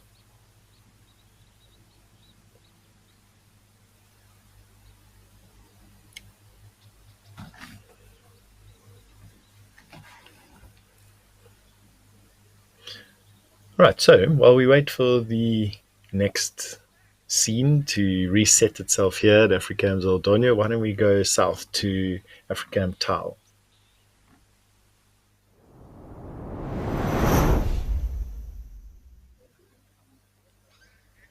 Now we're back from, oh, cool, look at that. And now from Kenya to South Africa, and we've got a Chakma baboon sitting on his throne. Such a classic pose. Gosh.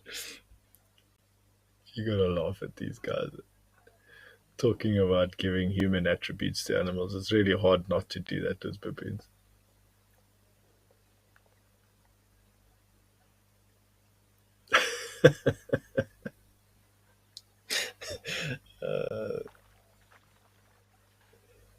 Looking like he's suffering from the worst hangover on earth.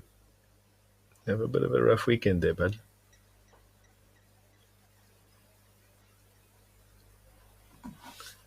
So classic.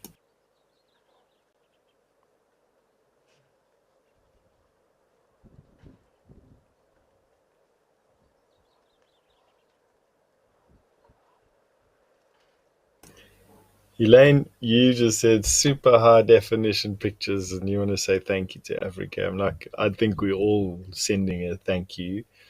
These pictures we're getting from these different cameras all over the place are just tremendous. And I mean, that spiky rock just made that baboon's bum too sore to sit on. And so, no, I cannot tell you how lucky we all are to live in an age where we can look and hear live feeds from a number of these remote, epic wilderness places all over Africa, and then have a naturalist who can explain what you're looking at. These baboon, they're not as active as what you'd imagine. They're active, but they're not actively feeding as much as what you'd think because there's not a lot of food around. And so sitting, suntanning, not doing much except picking at themselves and, you know, Obvious self pity. Um, they're just basically waiting for the rains to come and for food sources to flush. There's a female with her baby. There will be food around. It's not like these animals are starving, and this is something that is natural, and so it's not something that you need to concern yourself over. But it is a period of the year where, gosh, and those Egyptian geese just gave each other a bit of a fight. That's what we saw there coming through the screen. Those antelope in the distance are springbok, and the ones in the foreground are wildebeest. For those of you wondering.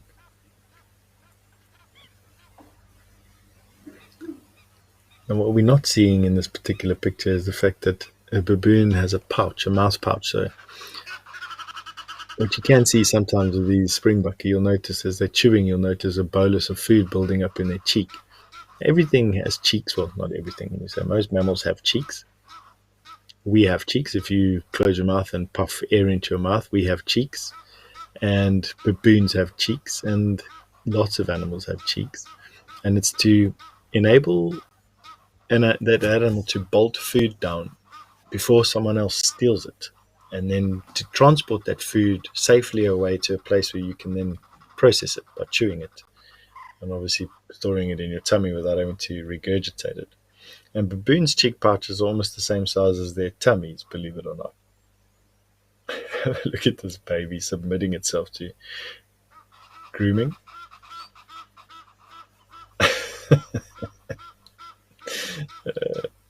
You will allow me to pick at you while you pick at the rocks. I'm your mother, and that is what I'm going to be doing.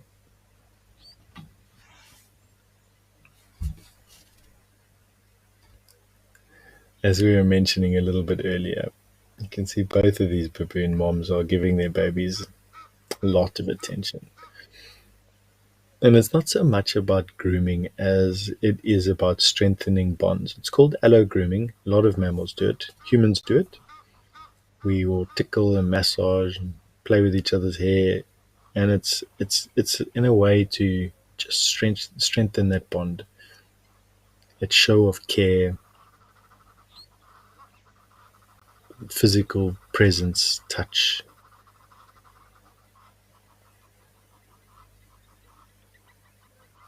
So important. So cool.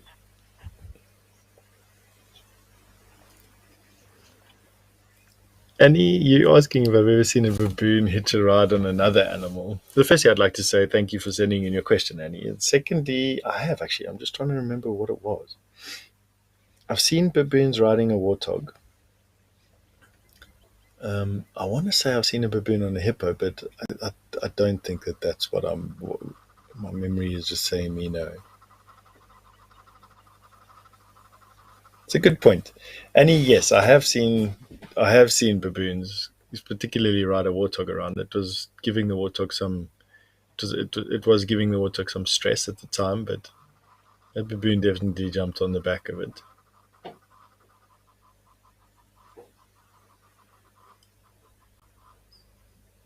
So you can see now these mothers just diligently just picking at their babies. And you can imagine how nice it is. There's nothing else to do and nowhere else to go, and the sun is warm and it's not very windy.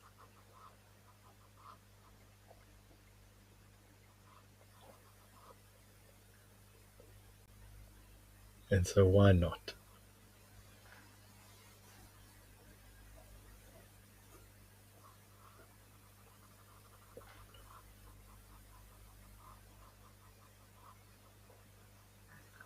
These baboons look in relatively good condition actually. They can drop a little bit of weight in the dry season.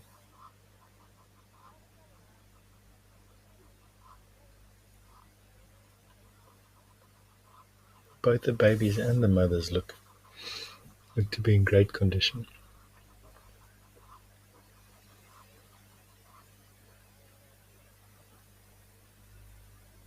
An additional observation would be to say that the springbuck in the back, which are very specialized feeding antelope, they can feed on very specialized plant material.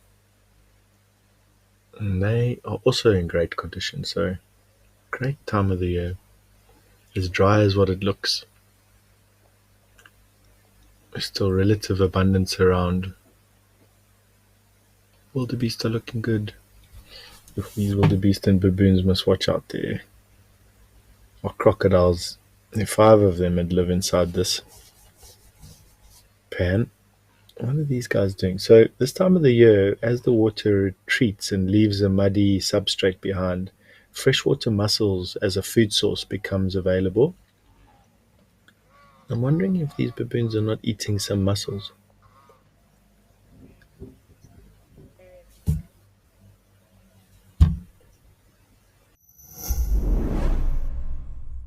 Are you passionate about photography and the wild wonders of Africa? Introducing Africam's incredible virtual wildlife photo competition, where you don't need a fancy camera or to travel across the continent to capture breathtaking shots. All you need is your love for wildlife and our live Waterhole cameras. Simply tune in and snap your favorite moments as they unfold in real time. Start clicking and share the magic of Africa with the world.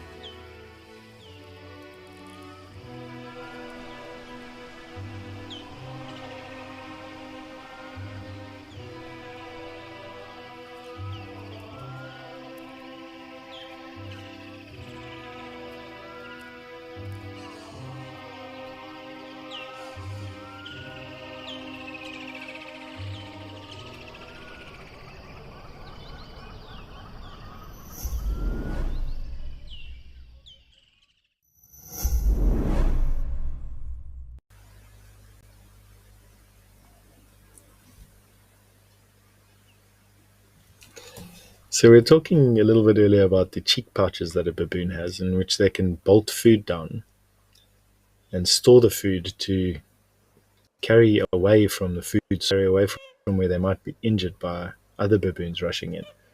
Also to give them the quickest chance to. What's happening now? Another baboon rushing in here for some food. So they'll fill the cheek pouches as quick as they can, and then they'll move off to go and chew the food. And their cheek pouches are almost the same size as their stomachs, believe it or not.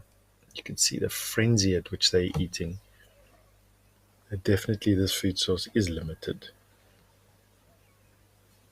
Although that one doesn't look like he's got any problems. Well rounded.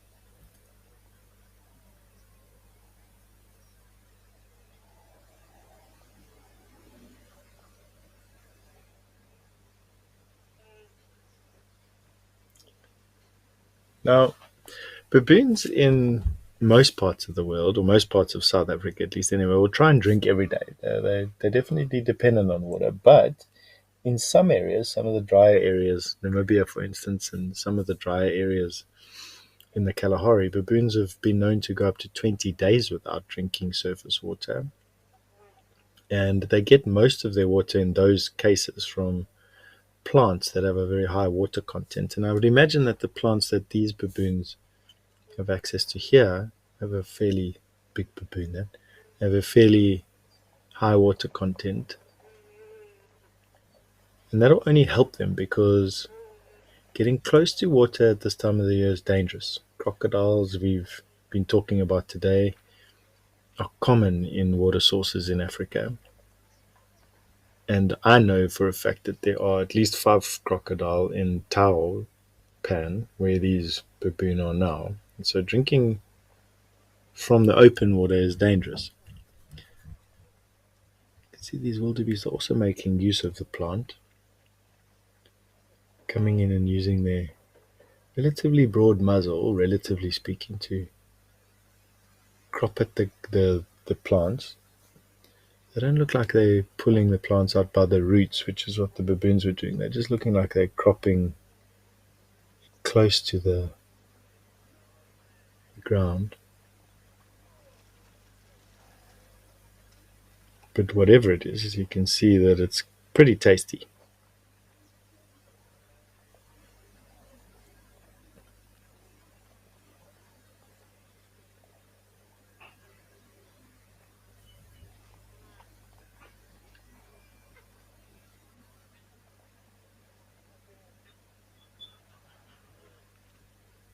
Look at the veins on this wildebeest legs on the left hand side, blood pumping through them, making the veins stand proud, or arteries stand proud. Not sure what that is, I'm not a vet.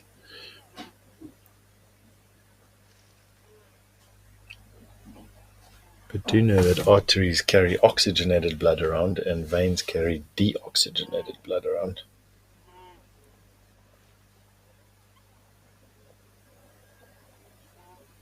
With the exception of one between the heart and the lungs. And my school biology coming back to me in a flood there.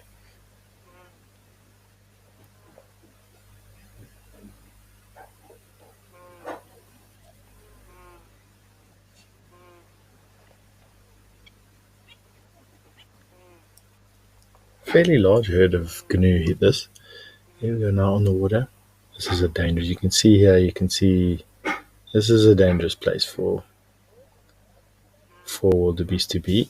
Crocodiles are ambush specialists and will often set themselves up in water where animals are coming down to drink. And this time of the year, perfect place to ambush your prey. Lots of wildebeest coming out of the bush now, goodness. For those of you just joining us, we are coming to you live and interactive from Africam's Tau Lodge at the moment. We've got a number of different cameras all over Africa that give us, all over South and East Africa, that gives us video feeds, live video feeds. And we're looking at some wildebeest and some baboon next to a pan, basically on the South Africa-Botswana border in South Africa. It's a winter's morning, well, almost afternoon. It's 11:37 where we're sitting at the moment in the morning. And those baboon would have spent the night somewhere close by in some trees, but have been sunning themselves and grooming each other, mainly because there's not much merit in moving too far. There's not a lot of food around. And so spending the time grooming each other. As you can see, great view of this youngster combing through this male baboon's fur in the center. You can see how diligently they're doing it. Inspecting minutely, but got more to do with just strengthening social bonds than it has to do with actually cleaning each other. It's a nice thing to do on a warm winter's day.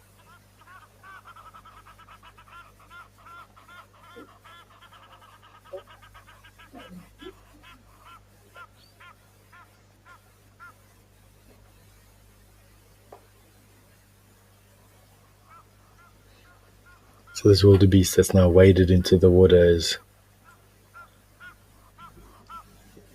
definitely taking his life in his hands. You don't know what could be lurking beneath the surface here. We've seen crocodile here before.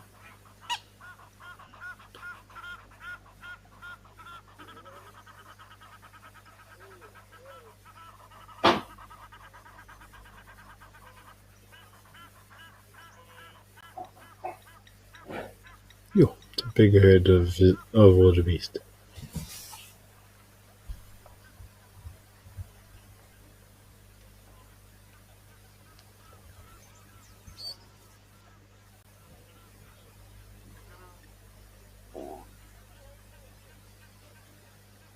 A white-faced duck, moorhen, grey heron, more white-faced ducks. Often where we see the crocodile lying up is on that beach. He's missing now. She's missing now. No wonder. Still a bit cold for frantic activity, but around the middle of the day is 100% where crocodile are at their most active. So the heat of the day is when crocodile are most active, most likely to hunt. And so it's a great time of the day to watch out on the edges of the pan to look for crocodile lying in ambush and attempting to catch these animals.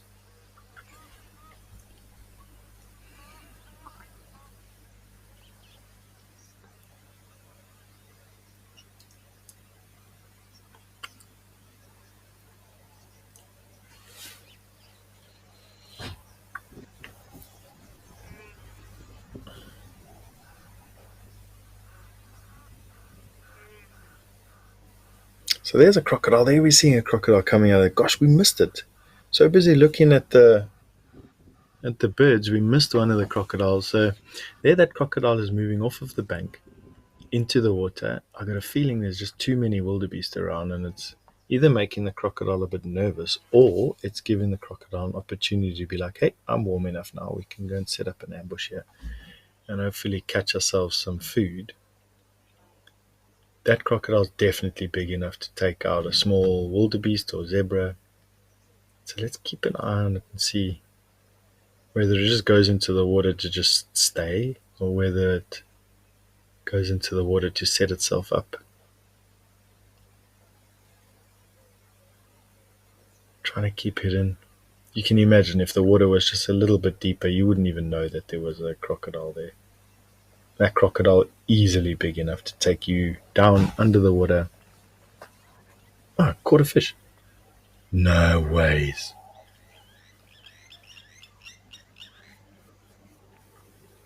No. If it had caught something, it would have lifted its head above the water to swallow. They've got a flap that stops water going down into there. What's happening here? This crocodile's chasing something. Is he moving from side to side? Definitely more active than what you see crocodiles do. It's gone off to the left.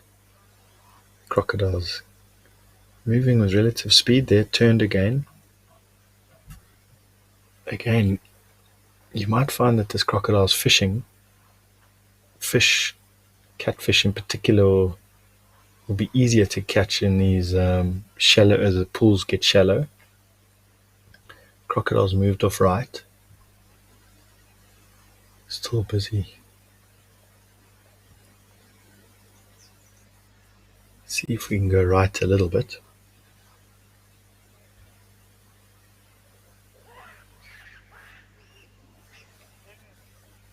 Yeah, there it is. Sorry.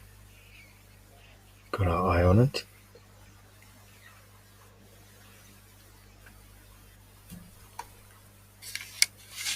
What a great view. I think that this crocodile is absolutely fishing. I think we're going to see it catch a fish now, if it's lucky, if we're lucky. So he isn't hunting. And of course, we've got another crocodile left of center on the beach. Bigger one, splayed out, legs splayed out, catching every ray of sun that it possibly can.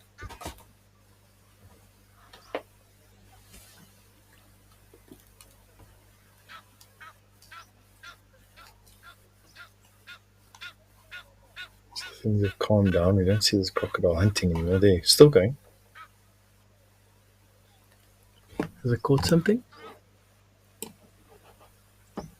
What's it busy doing? If it had caught something, it'll lift its head above the water. There it's coming out. What this crocodile's doing. They can't swallow under the water, as I was saying, they'd risk filling their bellies and their lungs. Here comes this other crocodile into the water. Something's going on. It's the most action we've seen these crocodiles doing ever.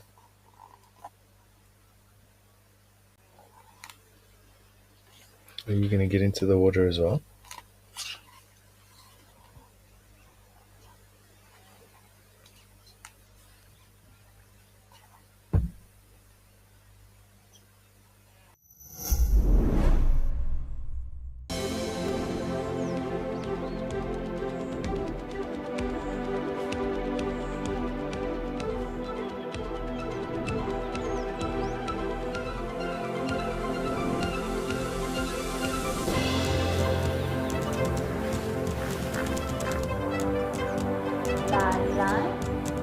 Those sounds just go straight through you.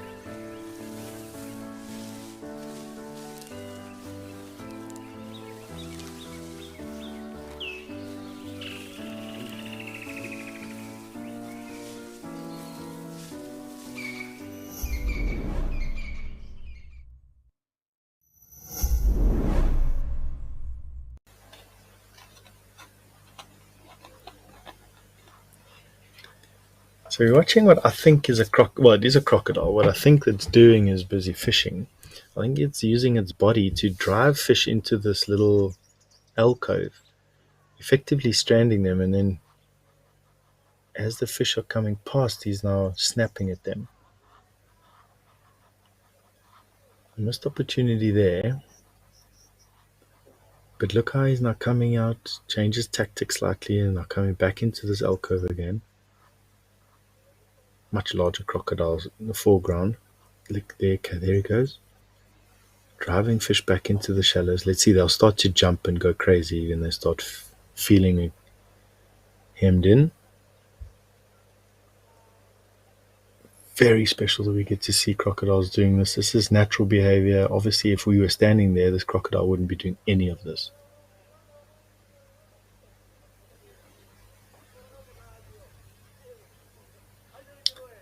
Built up enough heat in its muscles, using the sun.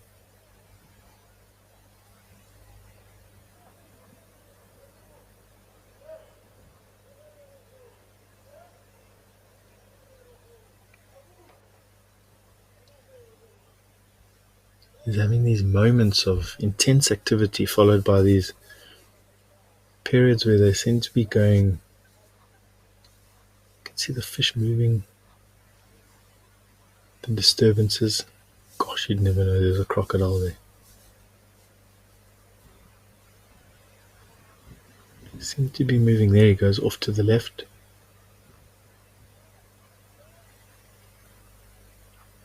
Again, trying to ambush the fish.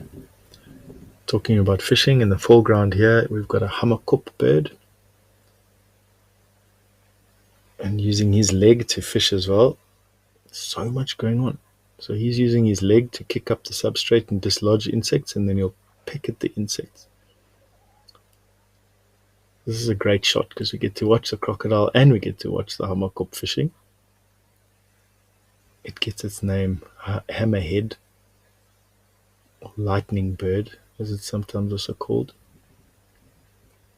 from that very distinctive shape. This crocodile, let's see what it's busy doing.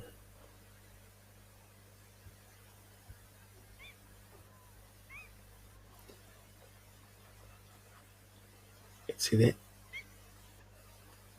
If he strikes at something, they strike sideways usually. They don't usually strike forward. I've seen very rarely have I seen crocodile jump forward at prey. Usually they strike sideways.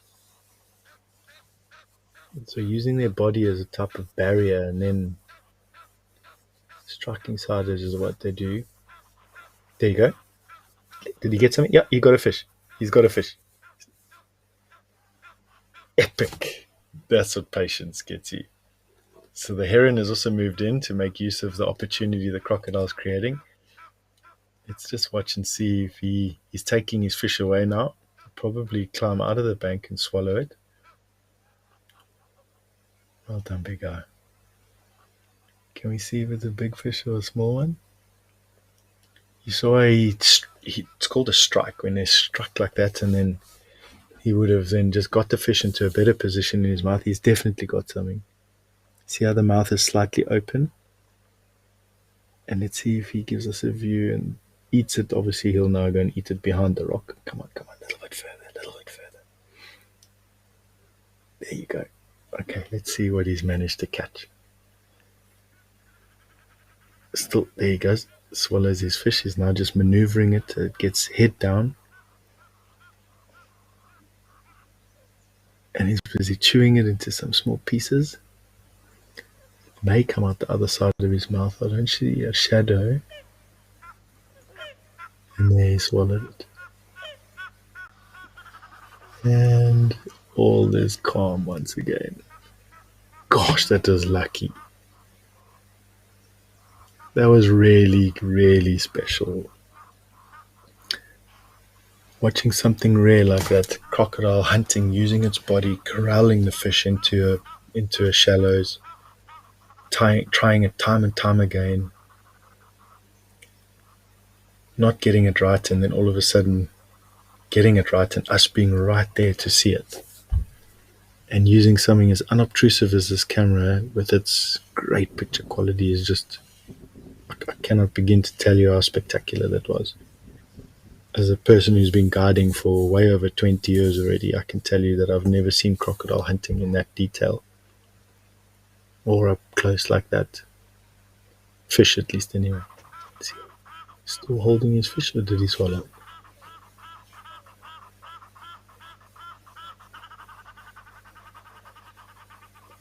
That slide mark that you can see above his head on the bank, that's a crocodile slide. That's what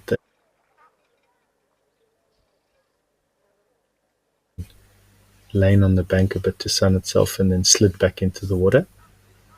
It's one of the things trackers look for to determine whether there are crocodiles in a place.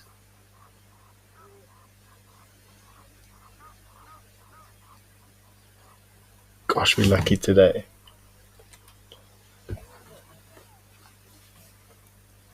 Patience. That's what won it. There's probably quite a small fish. I didn't see. He didn't come dragging a huge carcass out of the water, and so definitely enough for breakfast. Being cold-blooded, he will now, or she will now, digest the meal by using, obviously, the body's digestive juices in the tummy, but it'll be controlled by the sun. The hotter they are, the higher their metabolism. The cooler they are, the lower their metabolism. All determined by the environment. I'll probably spend the rest of the day just chilling in the sun.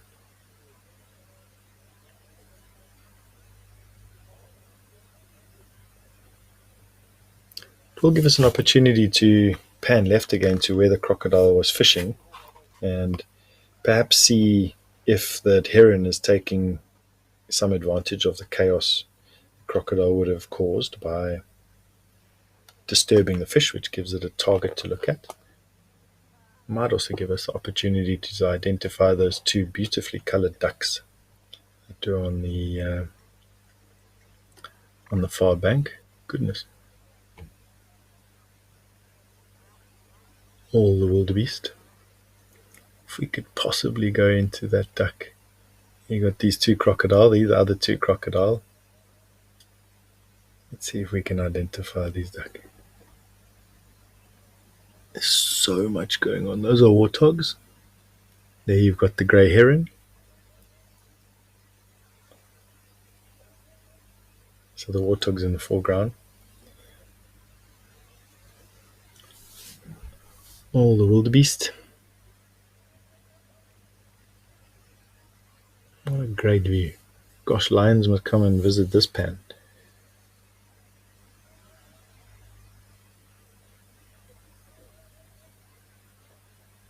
Well done to the team busy controlling the camera. It's definitely not an easy thing to do.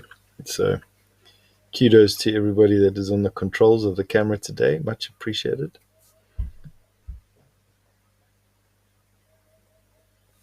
Some springbuck. And then the troop of baboon and another warthog coming down to drink.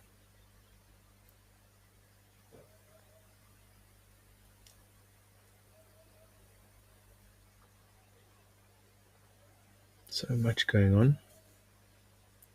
Warthog's got quite big tusks.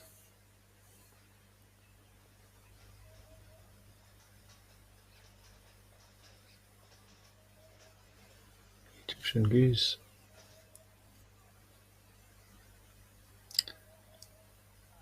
Tiny little wader at the edge of the pan here is the three-banded plover.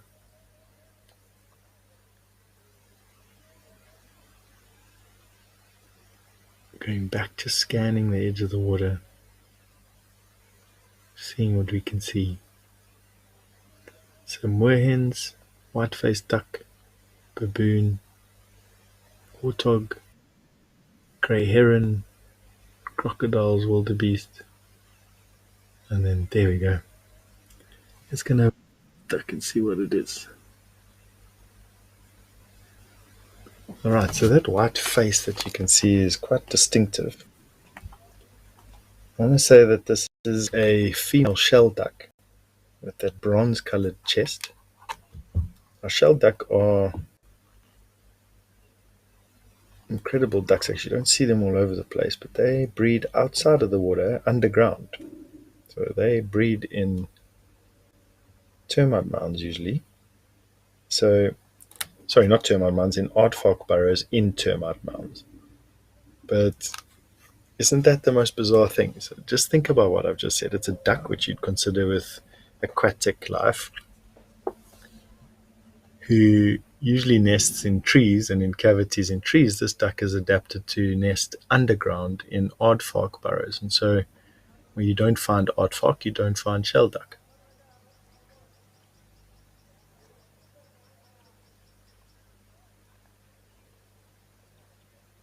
actually quite a nice bird to see, to be honest with you.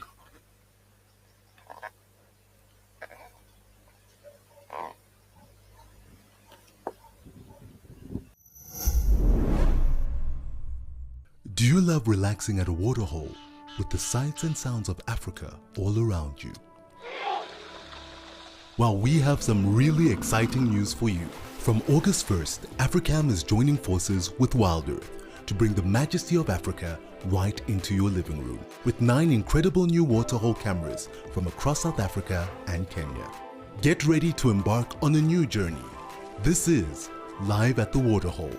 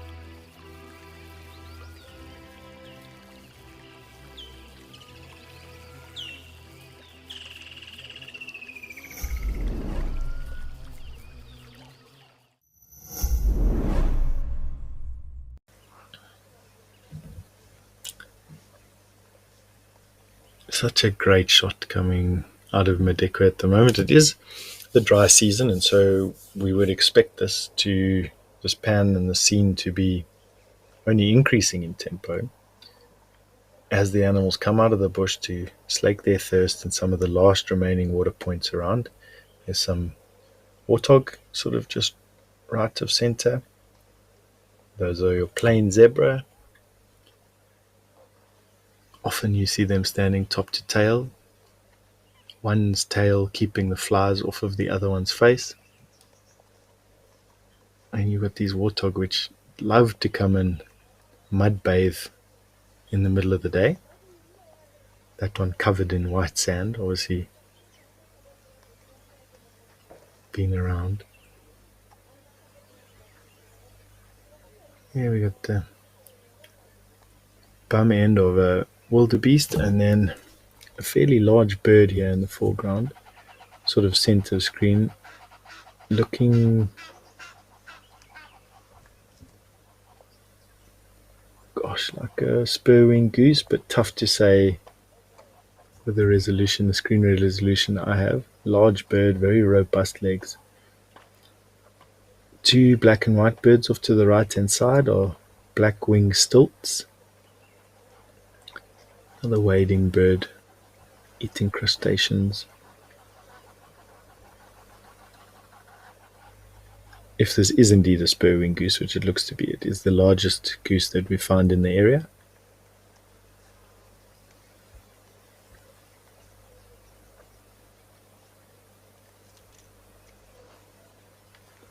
Gets its name from a bony protrusion on its wing, which it's used to great effect at defending itself. It can smack you quite hard with its wing. It's not a bird you easily just go out and catch. About as big as a snow goose. In fact, I have a tell you how much it weighs now because it's quite an impressive weight, to be honest with you.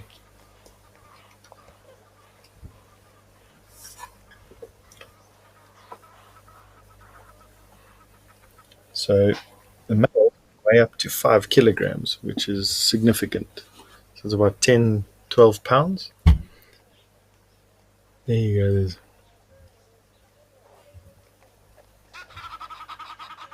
warthogs and wildebeest busy having a bit of a drink.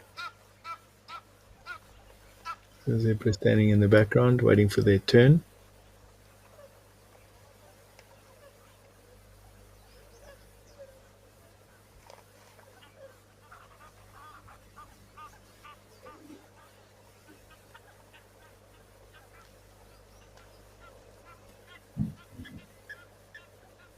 Unknown to me why they do that head shake that they do. They shake their heads up and down. There you go. See what he's doing there? Flap their lips around.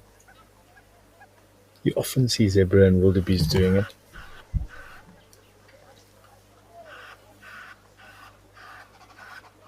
See that wildebeest in the foreground doing it, shaking the head up and down.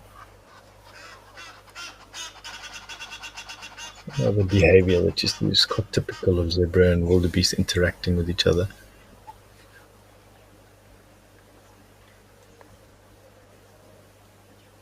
Some more warthog. And no, their legs are not broken, for those of you who are wondering. I had a guest once ask me if their legs were broken because you could see that they went down on their knees. But what they're doing is they're just getting themselves closer to the ground without having to lean down as much. And they're very comfortable walking around on their knees. Although it looks mighty uncomfortable, I must be honest with you.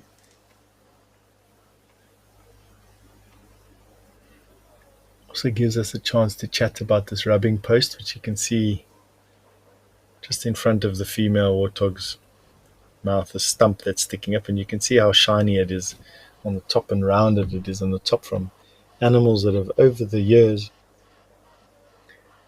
come down to the water to mud bathe and to have a good time and then scratch at hard to reach places. And over the years, it just sort of shines up these hardwood stumps and polishes them to, well, now this one's covered in mud, but if you had to take some water and wash it clean, it's quite shiny. There off to the right at the top is a flock of guinea fowl, helmeted guinea fowl. We even have a few wildebeest lying down, chewing the cud. Feeling very safe and secure.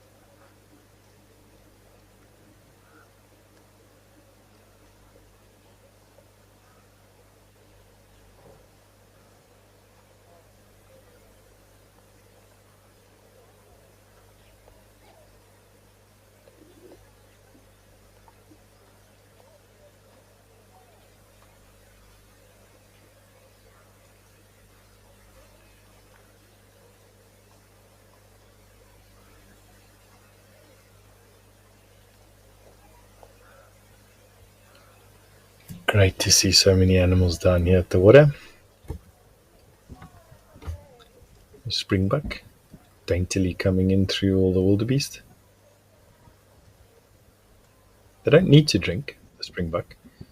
Actually are quite capable of living in areas where there's no surface water, getting almost all of their water needs from the plants that they eat, but in areas where there is water, they will take. Wildebeest, on the other hand, are tied to water and will be, same as impala, dependent on surface water.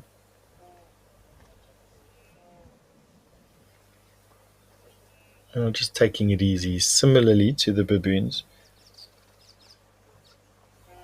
moving around in the heat of the day is not wise, particularly when you have to move extra long distances to. Ah, there's an elephant coming down. Awesome! It's a bull elephant. He'll probably come right down to the water.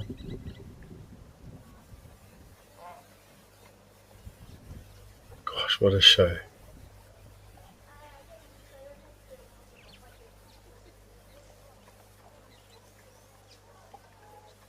That's so cool.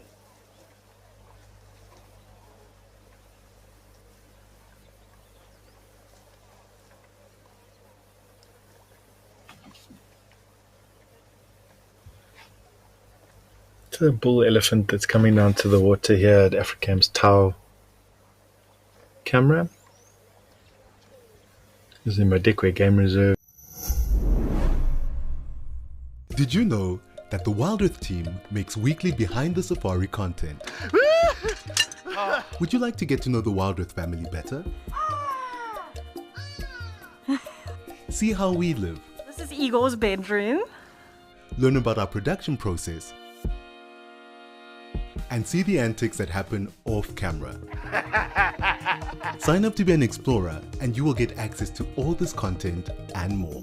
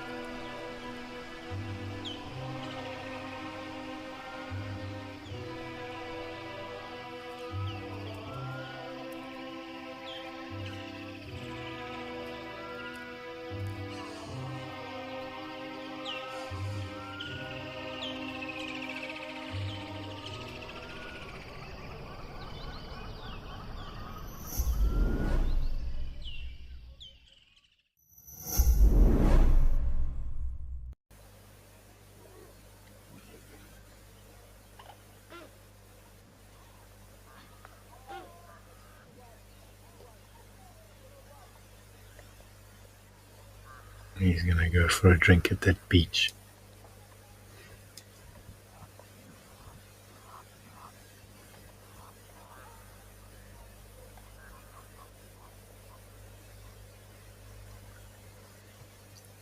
So incidentally, it's also given us the opportunity to identify that large bird, and it is absolutely a spur-winged goose. So for those of you keeping count. Hey, big guy, where are you going? Walking straight past the water.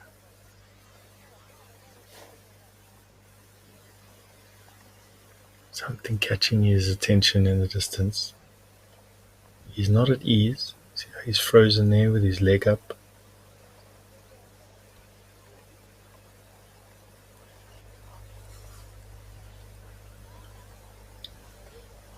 Right, why don't we give him some time to just calm down next to the water. We've got a massive surprise for you at one of the other feeds.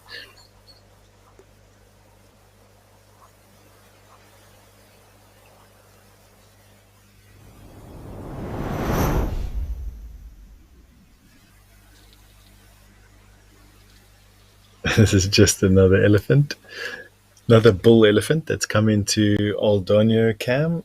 This is our camera up in Kenya, or Africam's camera up in Kenya, on the Amboseli, close to the Amboseli National Park. And here we have a giant bull elephant. He's bigger in body, but his tusks look a little bit shorter than that elephant we were just watching at Tau. And he's coming now. Also around midday.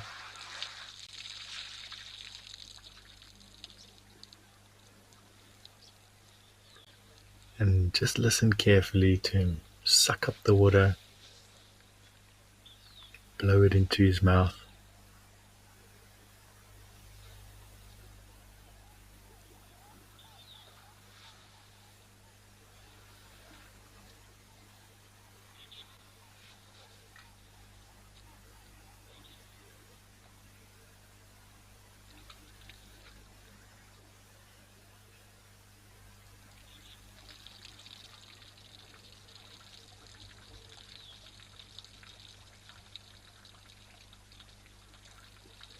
Gosh, look at this giant elephant coming out of the distance.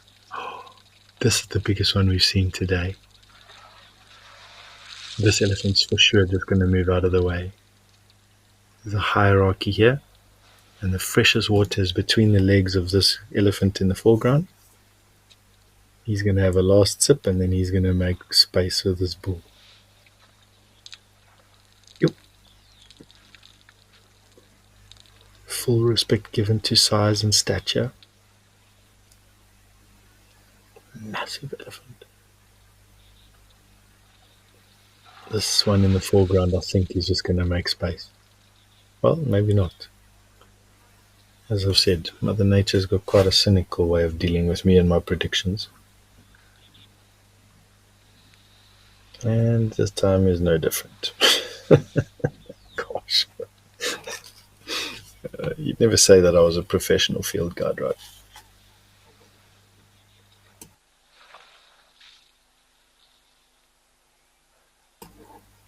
And also just goes to say, or goes to show you can't really predict what's going to happen.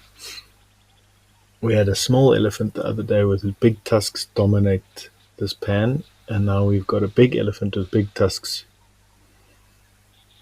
who hasn't been able to intimidate this other guy off. Give them some time. They're both mature bull elephant. Magnificent tusks on this one on the right.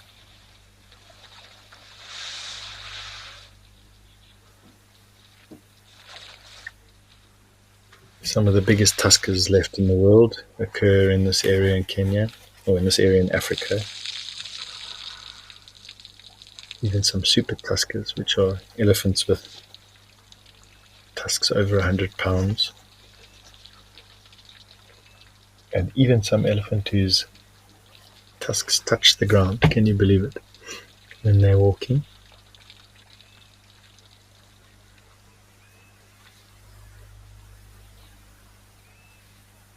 Such a great shot.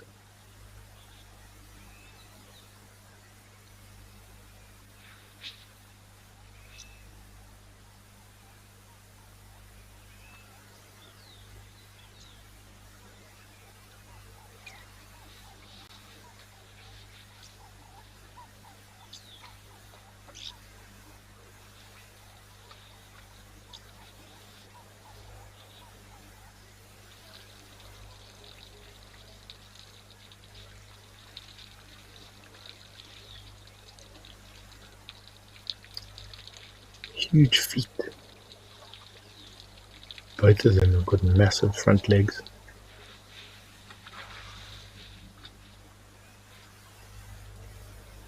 Wasting some water.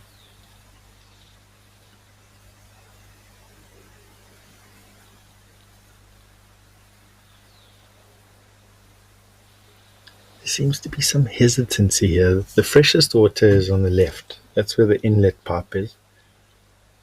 And this elephant with a small tusk is dominating this particular point. Not allowing this other elephant close to the fresh water.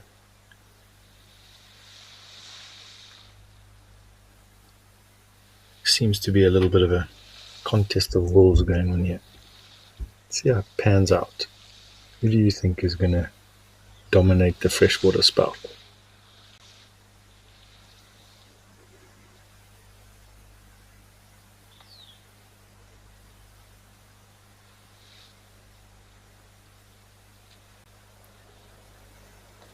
Stubborn, this guy with the shorter tusks.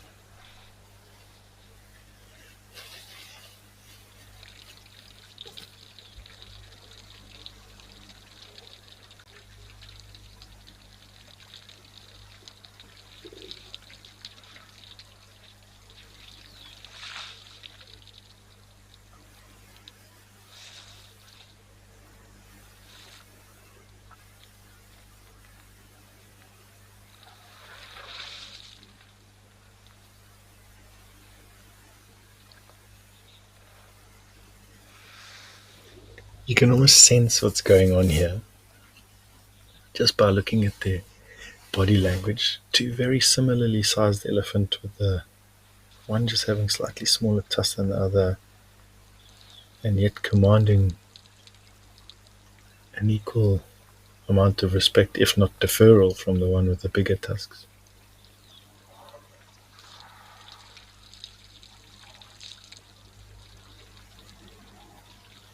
Such a great view.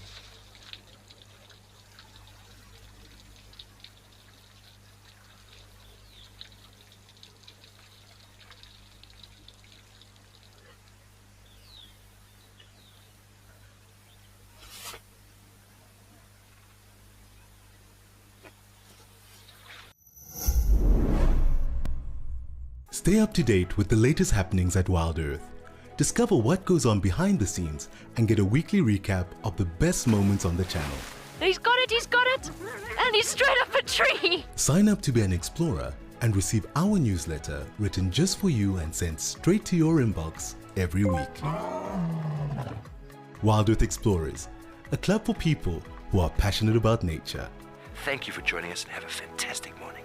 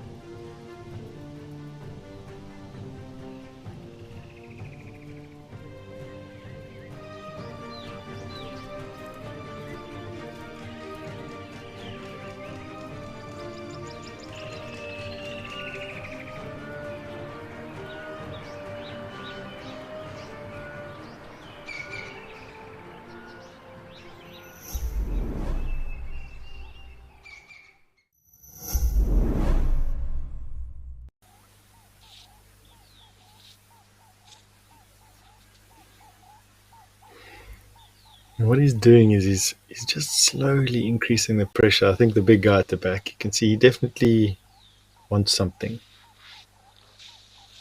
There's one in the front wants to cross his legs and act all nonchalant. Quite at ease.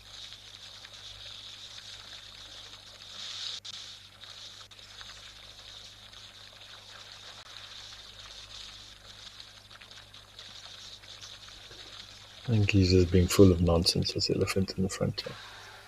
Come on, make some space for your buddy. All the patience in the world an animal that lives up to 60 years can have with nothing else to do except eat vegetation and drink water.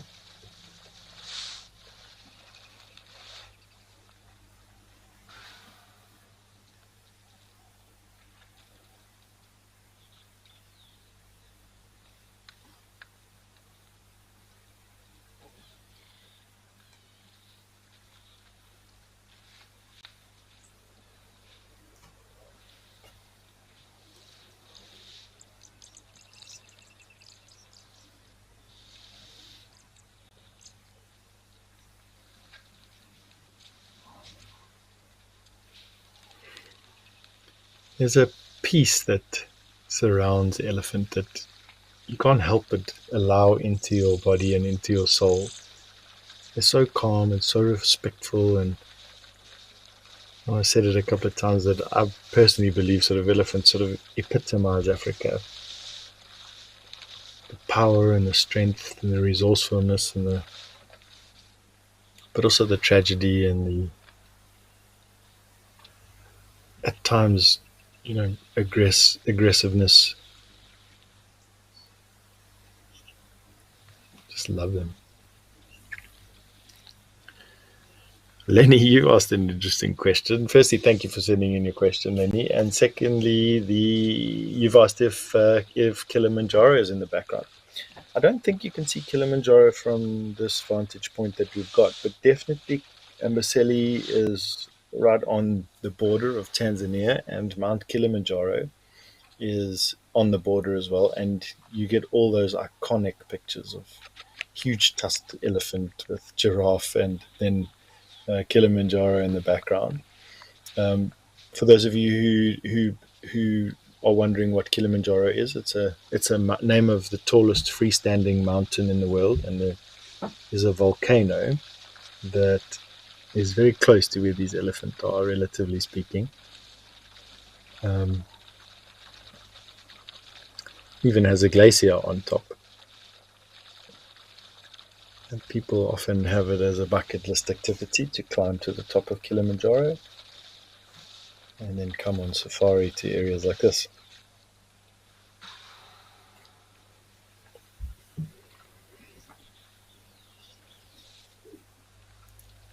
Paul, it's a great pleasure. You've just said it's been such an amazing morning and you sent your gratitude. Paul, firstly, it's my honor to share this with you. And secondly, it's got a lot to do with the team behind the scenes as well. We're all doing our part, including yourself, supporting the channel and eyeballs on the screen. So super chuffed to have had such an action-packed morning. It's literally been jam-packed. I can't believe that we're almost coming to the end of the show soon. We've had crocodiles hunting, we've had elephant, we've had lots of general game. We've had these two big guys telling us a story without saying a word. Lots of questions today. We even had flamingos a little bit earlier on. Oh, and a shell duck, let's not forget about that. And the spur-winged goose as well. And we have some eland that have come in to join the elephant at their pan. This cow eland having slightly deformed horns. See the bull at the back there. The thicker horns, you can definitely see the difference in sexes between the male and the female there. That particularly good shot. Female horns being more dainty, male horns being thicker and stubbier.